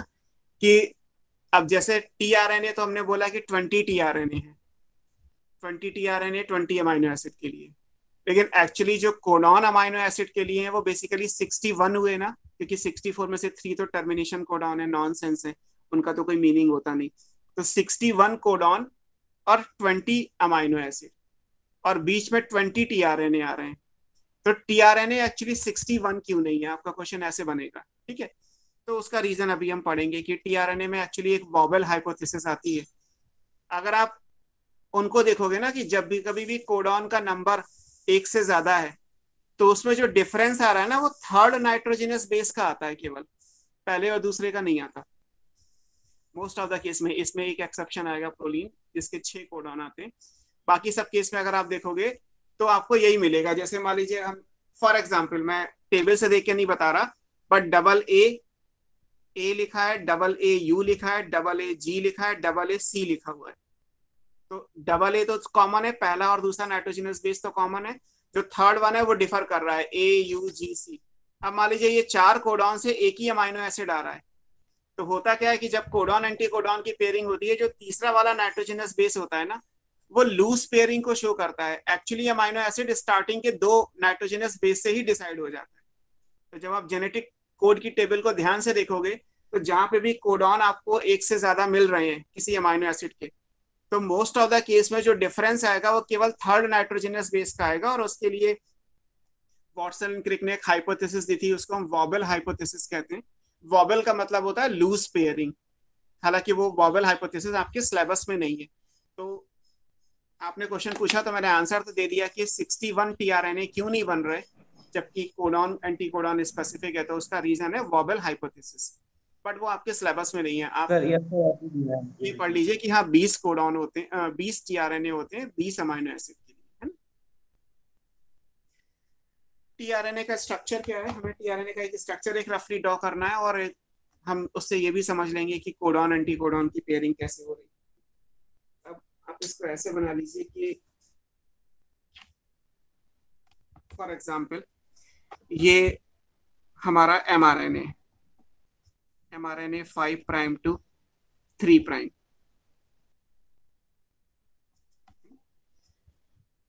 अब इस एमआरएनए पे टीआरएनए आएगा। एक्चुअली टीआरएनए कैसा होता है, टीआरएनए को अगर हम 2D स्ट्रक्चर में बनाएं, क्योंकि उसी से आपको पुराने क्वेश्चंस मिल जाएंगे एनसीईआरटी में, हालांकि टीआरएनए का स्ट्रक्चर नहीं है, बट फिर भी पुराने क्वेश्चंस को सॉल्व करने के लिए आपको टीआरएनए बनाना पड़ेगा। ये ऐसे आता है टीआरएनए।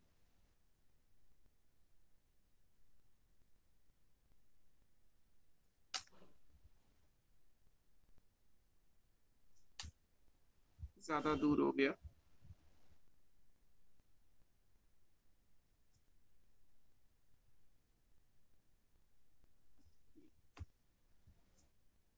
अब ये एक ही स्ट्रैंड है, अगर मैं यहां से पकड़ के यहां से अगर सीधा कर दूं तो ये सिंगल स्टैंडर्ड है, लेकिन आपको दिखाई ऐसे दे रहा है जैसे ये होली क्रॉस होता है, उस तरीके का स्ट्रक्चर दिखाई दे रहा है ना। ये क्लोवर लीफ का अपीयरेंस होता है, ऐसा ये बन के आएगा। ये 3 प्राइम है, 3 प्राइम पे हमेशा सी सी ए टर्मिनस फिक्स है, और 5 प्राइम पे लास्ट में हमेशा जी आएगा। तो जो सीसीए टर्मिनस है ये क्या है, दिस इज, यहीं पे एडेनिन जो लास्ट वाला है 3 प्राइम पे, इसी से अमाइनो एसिड जुड़ता है, तो ये कहलाता है amino acid attachment site.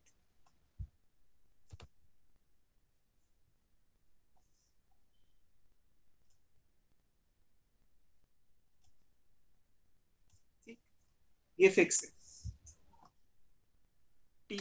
CCA पे जो एडेनिन है यहीं से कोई भी अमाइनो एसिड जुड़ेगा, तो ये बन जाएगा अमाइनो एसिड अटैचमेंट साइट। बाकी कुछ जगह पे आपको ये जो 2 पैरेलल लाइन दिखाई दे रही है, ऐसे स्ट्रक्चर दिखाई देते हैं, इनको बोलते हैं स्टेम। और जो ये है बबल्स लाइक, ये कहलाते हैं लूप्स। तो टीआरएनए के अंदर स्टेम एंड लूप 2 चीजें प्रेजेंट होती हैं। स्टेम वो पार्ट है जहां पे हाइड्रोजन बॉन्डिंग हुई, लेकिन यहाँ हाइड्रोजन बॉन्डिंग कैसे होगी, एडेनिन की यूरेसिल के साथ, यूरेसिल की एडेनिन के साथ, ग्वानिन की साइटोसिन के साथ, साइटोसिन की ग्वानिन के साथ। लेकिन ये जो हाइड्रोजन बॉन्डिंग है वो एक ही मॉलिक्यूल के अंदर है, एक ही आरएनए के अंदर। मान लीजिए आरएनए सिंगल था, उसको मैंने यू शेप में मोड़ दिया, तो एडेनिन के सामने यूरेसिल आया और हाइड्रोजन बॉन्डिंग से डबल स्टैंडर्ड स्ट्रक्चर बन गया। लेकिन ये डबल स्टैंडर्ड स्ट्रक्चर ना बोल के इसे क्या बोलते हैं, इंट्रा मॉलिक्यूलर हाइड्रोजन बॉन्डिंग। तो जहां जहां पे ये 2 लाइंस बनी हुई हैं, ये क्या शो कर रहा है, this is showing intra molecular hydrogen bonding. ये किसमें होती है, इन स्टेम। ये स्टेम है, ये जहां पे बनी। और ये सब क्या कहलाते हैं, लूप कहलाते हैं। सब लूप के नाम अलग अलग हैं। जो 5 प्राइम एंड की तरफ लूप आता है इसको बोलते हैं डीएचयू लूप। डीएचयू क्यों बोलते हैं, क्योंकि यहाँ पे डाई हाइड्रो यूरेसिल आएगा। डाई हाइड्रो यूरेसिल आपने अनयूजुअल बेस में पढ़ा था, है ना। अब डाईहाइड्रोयूरेसिल तो एडेनिन के साथ पेयरिंग नहीं करेगा ना, एडेनिन के साथ पेयरिंग कौन करता है? यूरेसिल करता है। तो यूरेसिल होता तो एडेनिन के साथ पेयर कर जाता, लेकिन क्योंकि डीएचयू यहाँ पे आ रहा है इसलिए यहाँ तो कोई पेयरिंग होगी नहीं, तो यहाँ पे कोई हाइड्रोजन बॉन्डिंग नहीं है। ऐसे ये वाला जो लूप है जो 3 प्राइम एंड पे आता है इसको बोलते हैं T psi C. Psi for आपने लिखा था स्यूडो यूरेसिल, तो यहाँ पे भी स्यूडो यूरेसिल किसी के साथ पेयर नहीं करता, तो इसको बोलते हैं टी साई सी लूप। ये एक वेरिएबल लूप कहलाता है, किसी टीआरएनए में होता है किसी में नहीं होता। जो सबसे इंपॉर्टेंट है वो ये है, इसको बोलते हैं एंटी कोडॉन लूप।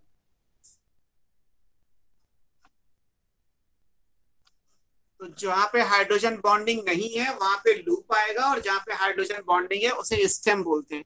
लेकिन ये हाइड्रोजन बॉन्डिंग एक ही मॉलिक्यूल के अंदर है, तो ये इंट्रामॉलिक्यूलर है।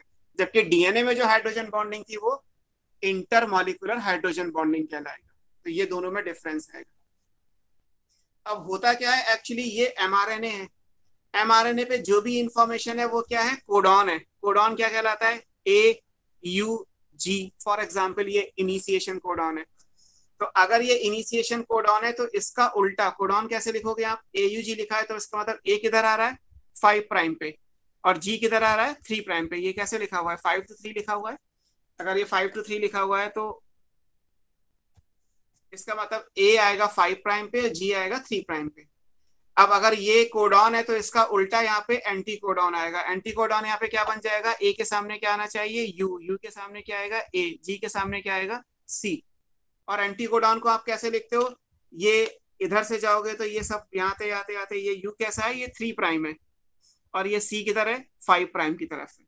एडेनिन यूरेसिल के बीच में 2 हाइड्रोजन बॉन्ड, यूरेसिल एडेनिन के बीच में 2 हाइड्रोजन बॉन्ड, ग्वानिन साइटोसिन के बीच में 3 हाइड्रोजन बॉन्ड। तो ये अगर कोडॉन है तो ये क्या है? ये एंटी कोडॉन है। तो अगर कोडॉन से एंटी कोडॉन मिलेगा तो फिर इसका मतलब है AUG का मतलब है मीथियोनिन। तो यहाँ पे जो अमाइनो एसिड आएगा वो क्या होगा? मीथियोनिन हो जाएगा। मीथियोनिन कहाँ आएगा? यहाँ पे। ये अमाइनो एसिड अटैचमेंट साइट है, तो ये बन जाएगा मीथियोनिन का टीआरएनए। ऐसे ही अगर यहाँ पे ट्रिपल C है तो यहाँ पे क्या आएगा? ट्रिपल G आएगा। ट्रिपल C प्रोलीन को कोड करता है, तो ट्रिपल G जब यहाँ पे आएगा तो यहाँ क्या लिखा है? यहाँ अमाइनो एसिड कौन सा होगा? प्रोलीन होगा। इस तरीके से ट्रिपल U अगर फिनाइल एलेनिन है तो यहाँ पे आएगा ट्रिपल A, तो यहाँ पे क्या आ जाएगा? PHE phenyl alanine. तो ऐसे करके सारी चीजें होती हैं। ये कोडॉन एंटी कोडॉन की पेयरिंग है। आपको ये याद रखना है कि जो कोडॉन है वो होता है एमआरएनए में, और उसका उल्टा होता है एंटी कोडॉन, और एंटी कोडॉन होता है टीआरएनए में। इसी कोडॉन एंटी कोडॉन के हिसाब से अगर ये मान लीजिए पेयरिंग है, ये सर्किल के अंदर कोडॉन एंटी कोडॉन, अगर यहाँ पे AUG है और यहाँ पे UAC आ रहा है तो यहाँ अमाइनो एसिड कौन सा आएगा? MET। MET का मतलब क्या होता है? मीथियोनिन। फिक्स है, तो ये कहलाएगा मीथियोनाइल टीआरएनए। ये मीथियोनिन का टीआरएनए है तो क्या कहलाएगा? मीथियोनाइन कहलाएगा। मीथियोनाइल L/L लिखा जाएगा। ऐसे अगर यहाँ पे ट्रिपल U है तो यहाँ ट्रिपल A आएगा, यहाँ आ जाएगा PHE, तो बन जाएगा फिनाइल एलेनाइल टीआरएनए, है ना।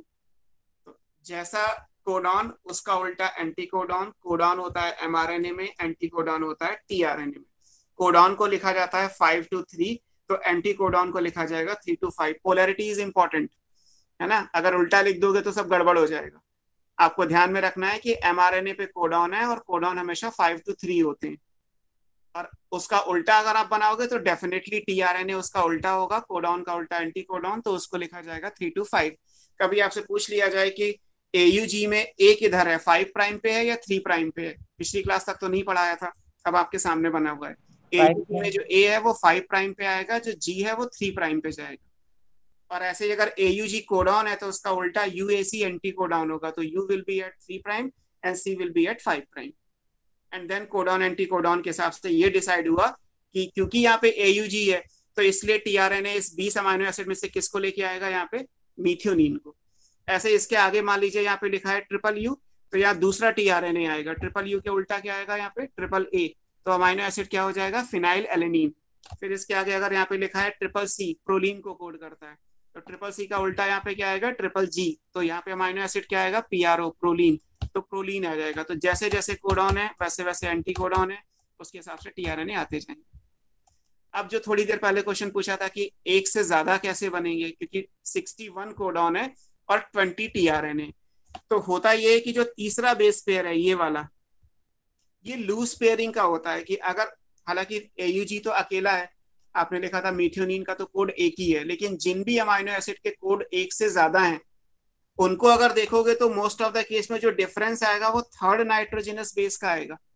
जैसे अगर मान लीजिए यहाँ पे कोडॉन में लिख दिया जाए कि ट्रिपल सी है, फॉर एग्जाम्पल, अगर आपने यहाँ पे इसी पे आपको समझा देता हूँ जो आप अभी कंसिडर कर रहे थे कि ये कैसे बनेगा, तो आप ऐसे मान लीजिए कि अगर यहाँ पे mRNA है और ये CCC है ना, अब यहाँ पे CCG भी हो सकता है, CCU भी हो सकता है, CCA भी हो सकता है।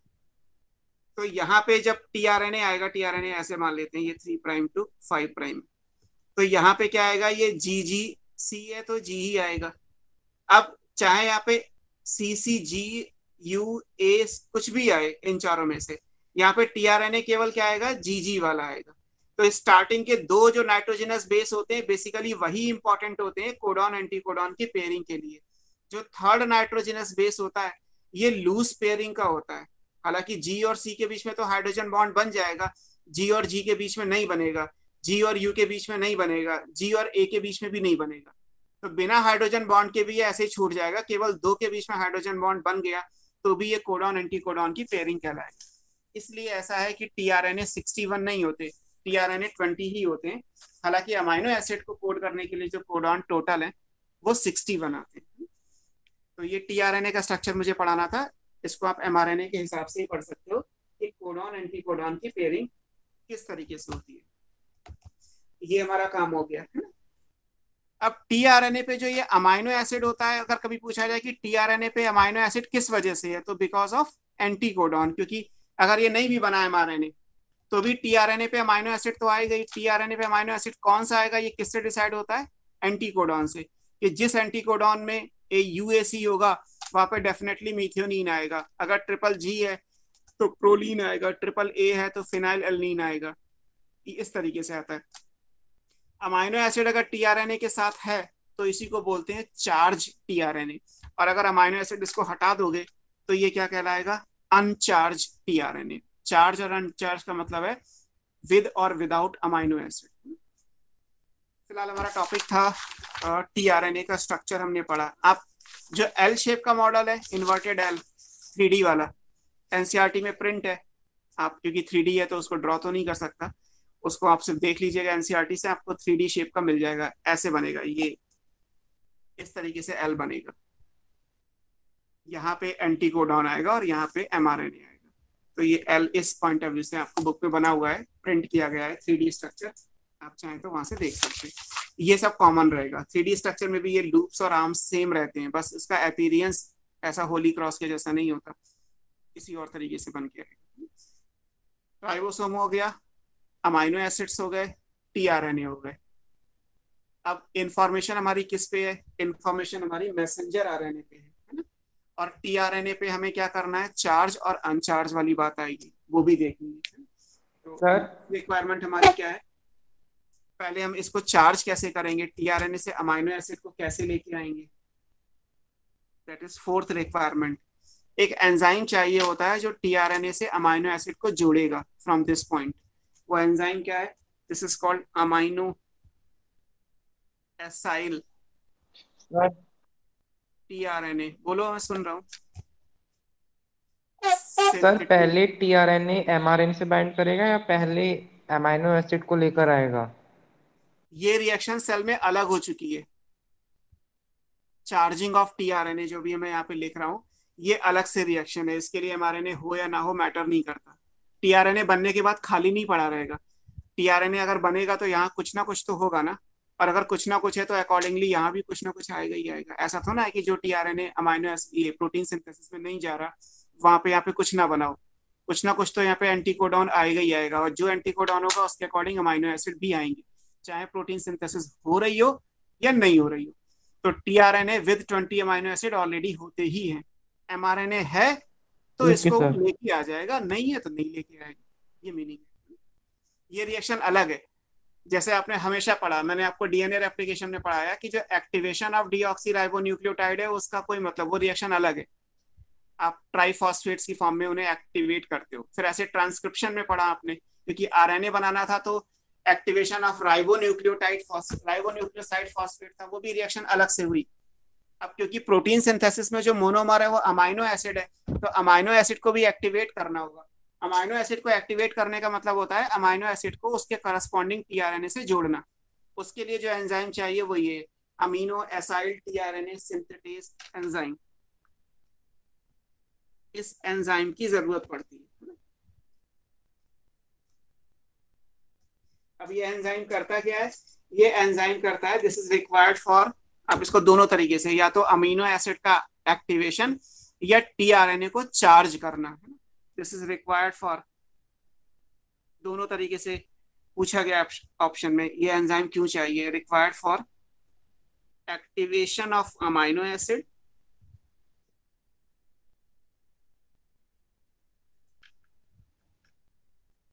इसी को आप बोलते हैं charging of tRNA. Sir screen नहीं आ रही, नहीं वॉइस आ रही। बस 5 मिनट और बचे हैं, अगर मैं रीज्वाइन करूंगा तो फिर ये छूट जाएगा। मैं चाहता हूँ कि रिक्वायरमेंट्स आपकी पूरी हो जाए, और कुछ करना भी नहीं है एक्चुअली मेरे पॉइंट ऑफ व्यू से। तो अब जो नेट कनेक्शन आ रहा है वो आ ही रहा है, हम उसमें कुछ कर नहीं सकते। शुभम ने ठीक लिखा है, क्लास खत्म हो जाने। Required for activation of amino acid और चार्जिंग ऑफ टीआरएनए, इसका मतलब आप सिर्फ इतना समझ सकते हो, ये टीआरएनए है, इस पे कुछ नहीं है, तो ये कहलाता है अनचार्ज। सिर्फ होता क्या है कि इस टीआरएनए से अमाइनो एसिड जुड़ेगा, है ना। टीआरएनए ये बना हुआ है अमाइनो एसिड, फॉर एग्जांपल ये कौन सा अमाइनो एसिड जुड़ेगा वो एंटीकोडॉन डिसाइड करेगा। जब ये अमाइनो एसिड इसके साथ जुड़ जाएगा तो इसे ऐसे लिखा जाता है, ये टीआरएनए है, इस टीआरएनए के ऊपर ए लिख दिया जाता है, टी के ऊपर ए, जैसे यहाँ पे लिखा है कि ये टीआरएनए और इसके ऊपर अमाइनो एसिड, जैसे ये बना हुआ है, तो हम इसको टीआरएनए डबल ए लिख देते हैं। इसको क्या बोलते हैं, चार्ज और एक्टिवेटेड टीआरएनए। अब इस रिएक्शन के लिए हमें एंजाइम चाहिए ई, और ये एंजाइम कौन सा है, अमीनो एसाइल टीआरएनए सिंथेस। तो इस एंजाइम का काम है कि 20 टीआरएनए जो बन के तैयार हुए पोस्ट ट्रांसक्रिप्शनल मॉडिफिकेशन के बाद, वो आपको पहले ही पढ़ा चुका हूँ, तो जो भी टीआरएनए बन के तैयार होंगे उन टीआरएनए को उनके उनके अमाइनो एसिड सौंप दिए जाएंगे कि भाई अपने आप को चार्ज करके रख लो, जब भी प्रोटीन सिंथेसिस की जरूरत पड़ेगी इसी फॉर्मेट में वो यूज हो जाएंगे, नहीं पड़ती है तो ऐसे ही रहेंगे, है ना। ये एंजाइम हो गया, राइबोसोम हो गया, अमाइनो एसिड हो गए, टीआरएनए हो गए, टीआरएनए को अमाइनो एसिड से जोड़ दिया गया यूजिंग दिस एंजाइम। क्लियर। अब इंफॉर्मेशन किस पे थी, इंफॉर्मेशन मैसेंजर आरएनए पे थी, एमआरएनए की इंफॉर्मेशन को ही तो यूज करोगे आप पॉलीपेप्टाइड सिंथेसिस के लिए। तो अगली रिक्वायरमेंट हमारी क्या है, एमआरएनए। हटा दो शीट को, बस 5 मिनट लगेंगे। एमआरएनए इतनी देर से आप पढ़ ही रहे हो, पिछली क्लास में भी आपने पढ़ा। Next requirement is mRNA.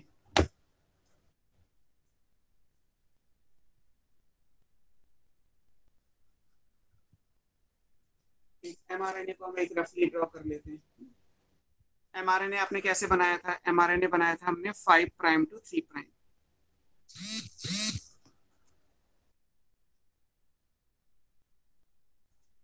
अब आपको मैंने जेनेटिक कोड पढ़ाते समय ये बताया था कि एमआरएनए में जहां भी AUG होगा बेसिकली प्रोटीन सिंथेसिस वहीं से स्टार्ट होती है, और जहां पे भी कोई टर्मिनेशन कोडॉन आ जाएगा वहीं तक आएगी। टर्मिनेशन कोडॉन क्या है, UAA, UGA and UAG। Start signal अंदर आएगा, स्टॉप सिग्नल बाहर जाते हैं, बिकॉज यहाँ से कोई अमाइनो एसिड नहीं आता। तो जो पॉलीपेप्टाइड आप बनाते हो वो यहाँ से मान लीजिए पॉलीपेप्टाइड बना और यहाँ तक जितने भी कोडॉन है आ जाएगा, है ना। This is polypeptide. ये हो गया हमारा प्रोसेस जो हमें पढ़ना ही है, ट्रांसलेशन। तो एक्चुअली इस सीक्वेंस का क्या होगा, जो स्टार्ट कोडॉन, ये स्टार्ट कोडॉन है, ये स्टॉप कोडॉन है। तो यहां और यहां क्या आएंगे, जो पहले और बाद में छूट जाएंगे, इनको क्या बोलते हैं, दिस इज कॉल्ड यूटीआर। ये वाला सेक्शन क्या कहलाता है, UTR1। और ये क्या कहलाएगा यहाँ पे, UTR2। UTR का मतलब क्या है, अनट्रांसलेटेड रीजन, क्योंकि ये पहले आ रहा है, पहले का मतलब है स्टार्ट कोडॉन से पहले आ रहा है, तो इसको हम क्या बोलते हैं, this is called leader sequence. ये पहले है जिसका ट्रांसलेशन नहीं होगा, अनट्रांसलेटेड है। ऐसे ये क्या है, this is called again untranslated है ये।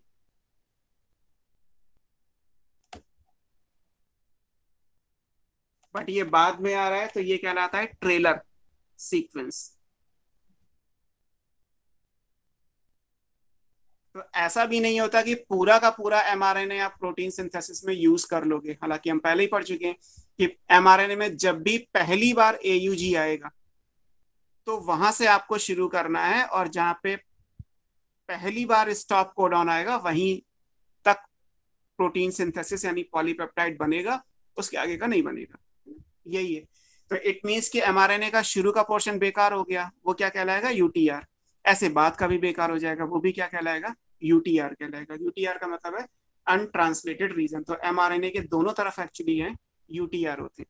अब आप सोचो, पूरा हमने एक तरीके से पढ़ लिया जितना भी हमें समझने का काम था, कि एक छोटी सी प्रोटीन को बनाने के लिए, जो भी प्रोटीन का साइज है उसको बनाने के लिए हमें कितना बड़ा जीनोम चाहिए, क्योंकि ये प्रोटीन है एक्चुअली आपकी, ये एमआरएनए है ना। प्रोटीन यानी पॉलीपेप्टाइड से बड़ा ही होगा, क्योंकि यूटीआर तो दोनों तरफ आएंगे ही आएंगे।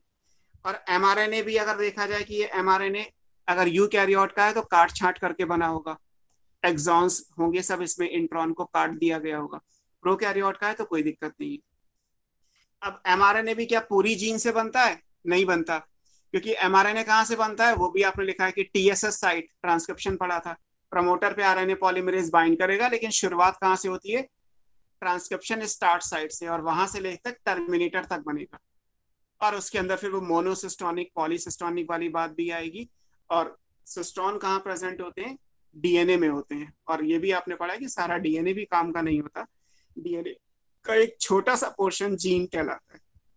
उस जीन के अंदर प्रमोटर शुरू में आएगा और बाद में जो है वो टर्मिनेटर आएगा। और अगर यूकैरियोट का है तो बीच बीच में इंट्रॉन आएंगे, फिर इंट्रॉन को काट के मैच्योर एमआरएनए बनाएंगे। इस मैच्योर एमआरएनए का भी सारा कॉपी नहीं किया जाएगा, जब भी पहली बार एयूजी आएगा तो वहां से लेके, और जब भी पहली बार स्टॉप कोडॉन आएगा तो वहां तक हमें जाना है। और ये भी ध्यान में रखिएगा, ऐसा भी कोई कंफ्यूजन नहीं रखना कि सर मुझे एयूजी देखना है, मैंने रैंडमली एयूजी देख लिया, ऐसा नहीं है। यहाँ जो ये छूटेगा ना वो 3 का मल्टीपल ही होगा।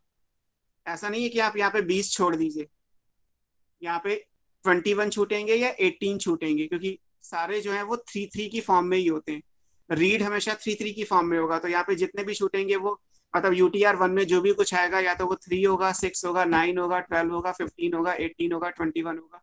इस तरीके से रैंडमली नहीं है कि सर यहाँ पे 5 छोड़ दे, फिर 6 नंबर पे ये है AUG तो हम यहाँ से 3 ले लें, तो यहाँ 5 नहीं हो सकते, यहाँ पे या तो 6 छूटेंगे या 7 छूटेंगे। तो जब भी पहली बार कोई AUG का कोडॉन आएगा, क्योंकि कोडॉन ट्रिपलेट की फॉर्म में ही होते हैं, तो पूरे एमआरएनए को जब रीड करोगे तो ट्रिपलेट की फॉर्म में ही रीड करना है। एक रैंडम एमआरएनए दिया है, उसको 3-3 के टुकड़े में कर लो, और फिर देखो कि वो पहला पीस कौन सा है 3 नाइट्रोजनस बेस का जो AUG है, वहां से शुरू करना है, और फिर आगे आपको पता ही है टर्मिनेशन कोडॉन पे जाके खत्म करना है।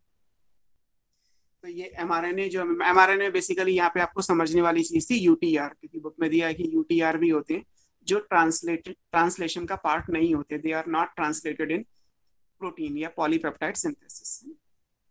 इसके अलावा बस ये जो एंजाइम आपने पढ़े या magnesium ion as a cofactor work करता है, आप वो लिख लीजिए। अदर रिक्वायरमेंट्स में क्या क्या है, जो जितना पढ़ना था वो बेसिकली हमने पढ़ लिया। अदर रिक्वायरमेंट्स में आप लिख सकते हैं, हमें एक मैग्नीशियम चाहिए Mg, एक रिक्वायरमेंट है Mg ion as cofactor. Translation में एनर्जी लगेगी, और इससे पहले डीएनए रेप्लिकेशन में भी एनर्जी चाहिए थी, लेकिन वो राइबो न्यूक्लियोटाइड डुअल पर्पस का काम कर रहे थे तो उन्होंने पूरा कर दिया। ट्रांसक्रिप्शन में भी एनर्जी चाहिए थी, बट अगेन वहां पे भी राइबो न्यूक्लियोटाइड थे तो उन्होंने काम पूरा कर दिया। ट्रांसलेशन में भी एनर्जी चाहिए, लेकिन अमीनो एसिड में एनर्जी नहीं होती, मोनोमर तो अमीनो एसिड है ना, तो वो डुअल पर्पस नहीं हो सकता। मोनोमर का काम केवल यही है कि जोड़ के पॉलीपेप्टाइड बनाना, तो डेफिनेटली इसके लिए जो एनर्जी है वो अलग से आएगी। और एनर्जी का सोर्स क्या है? ATP as usual. एटीपी की जगह कुछ जगह पे जीटीपी भी होगा, एडिनोसिन ट्राइफॉस्फेट या फिर गोनोसिन ट्राइफॉस्फेट, ये दोनों एनर्जी का काम करते हैं। और इसके अलावा बहुत सारे हमें फैक्टर्स चाहिए। फैक्टर्स फॉर किस चीज के लिए? इनिशिएशन, प्रोटीन सिंथेसिस को शुरू करने के लिए, चेन को लंबा यानी इलोंगेशन करने के लिए, और लास्ट में रिलीज करने के लिए। सर नीचे कर दो। एक मिनट बेटे।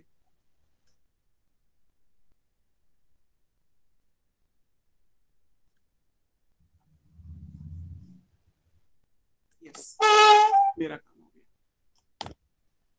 फैक्टर्स क्यों चाहिए? जैसे ट्रांसक्रिप्शन इनिशिएट होगा तो उसमें इनिशिएशन फैक्टर चाहिए होते हैं। फिर प्रोटीन की सिंथेसिस जब हो रही होगी तो इलोंग, जैसे ट्रांसक्रिप्शन में भी इनिशिएशन इलोंगेशन टर्मिनेशन पड़ा था, तो ऐसे ट्रांसलेशन में भी इनिशिएशन इलोंगेशन टर्मिनेशन होता है।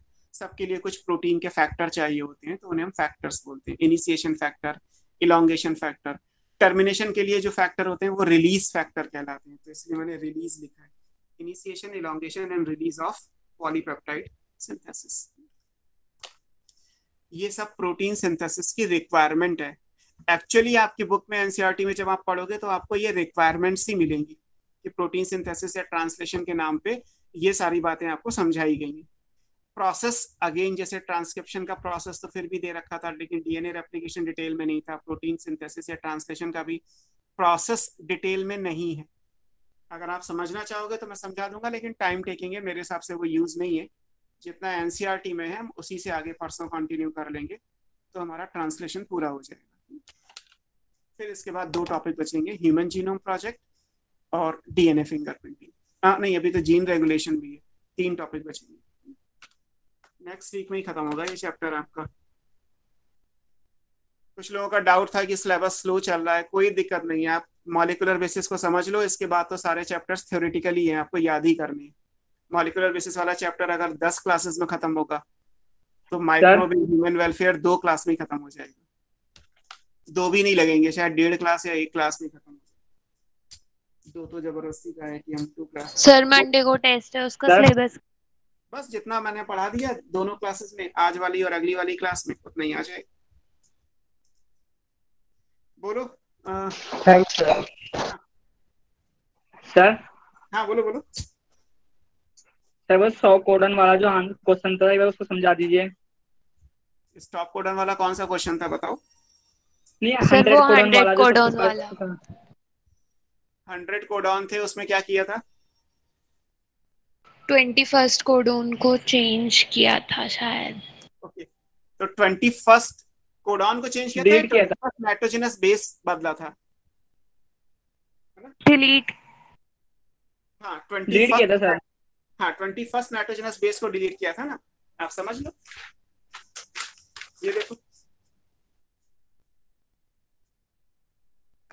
ये था, मान लेते हैं ये mRNA। मैं एक रैंडम लिख दे रहा हूँ, 1 2 3 4 5 6 7 8 9 10 11 12 13 14 15 16 17 18 19 20 21 एंड सो ऑन। 21st को डिलीट किया। पूछा यह गया था कि कितने नहीं बदलेंगे, है ना, how many will remain unchange. तो 3 से 1 बनता है, ये 1 हो गया, ये 2 हो गए, ये तीसरा हो गया, ये चौथा 12 तक हो गया, 15 तक 5वां हो गया, 18 तक 16 हो गया। तो 1 2 3 4 5 6 6 अमाइनो एसिड में कोई चेंज नहीं आएगा। सातवां ये बनता, सातवें में जो कोडॉन आएगा उसमें नाइट्रोजनस बेस का नंबर 19, 20, 21 होगा। तो सेवेंथ वाले को आपने डिलीट कर दिया, तो इसका मतलब क्या हुआ कि ये हट गया, ये हट गया, तो इसके आगे जो होगा, जो अभी तक 8वें में होता वो 7वें में चला गया, तो आगे तो सब बदल जाएगा। बट पूछा ये गया था कि कितने नहीं बदलेंगे, तो नहीं कितने बदलेंगे, 6 अमाइनो एसिड नहीं बदलेंगे, आगे के जितने भी अमाइनो एसिड होंगे वो सब बदल जाएंगे। तो सर जो चेंज का होगा उसमें 93 आएगा ना आंसर? हाँ, उसमें 93, वही उसी हिसाब से हम कर रहे थे, आगे सब बदल गया तो एक 93 मान लेते। सर एक क्वेश्चन और है, प्रेजेंट करूं? हाँ हाँ बिल्कुल, आराम से करते रहो, मैं तो खाली था नहीं बैठा हूँ, लेकिन हाँ प्रेजेंट कर लो, क्योंकि डाउट के लिए कोई अलग से क्लास तो है नहीं, आप अलग से पूछ भी नहीं सकते, इसलिए बताओ। आपका ये रहा, ठीक है। इसमें क्या पूछा गया था, select the correct option, direction of RNA synthesis and direction of reading of template DNA strand. तो ये तो आपको बता ही दिया, आरएनए यानी एमआरएनए, जैसे आप पढ़ ही रहे हो, एमआरएनए बनता है 5 to 3, तो टेम्पलेट क्या होता है 3 to 5, सीधा सीधा आंसर है, कर लो। आरएनए बनेगा 5 to 3, तो सर लेकिन उन्होंने आंसर गलत दे रखा है। क्या दे रखा है आंसर? सर सही है आंसर, फर्स्ट ऑफ। आंसर सही होगा, ये क्वेश्चन ऑलरेडी मुझसे किसी ने और ने पूछा था। अगर नहीं भी है तब भी आंसर यही आएगा, है ना, क्योंकि मुझे आंसर नहीं दिखाई दे रहा, आपने हटा भी दिया। आंसर यही आएगा कि आरएनए बन रहा है अगर 5 to 3, तो डेफिनेटली जो टेम्पलेट डीएनए होगा वो 3 to 5 होगा। Okay sir. ओके, चलो परसों क्लास में आगे कंटिन्यू करते हैं, आज के लिए इतना ही।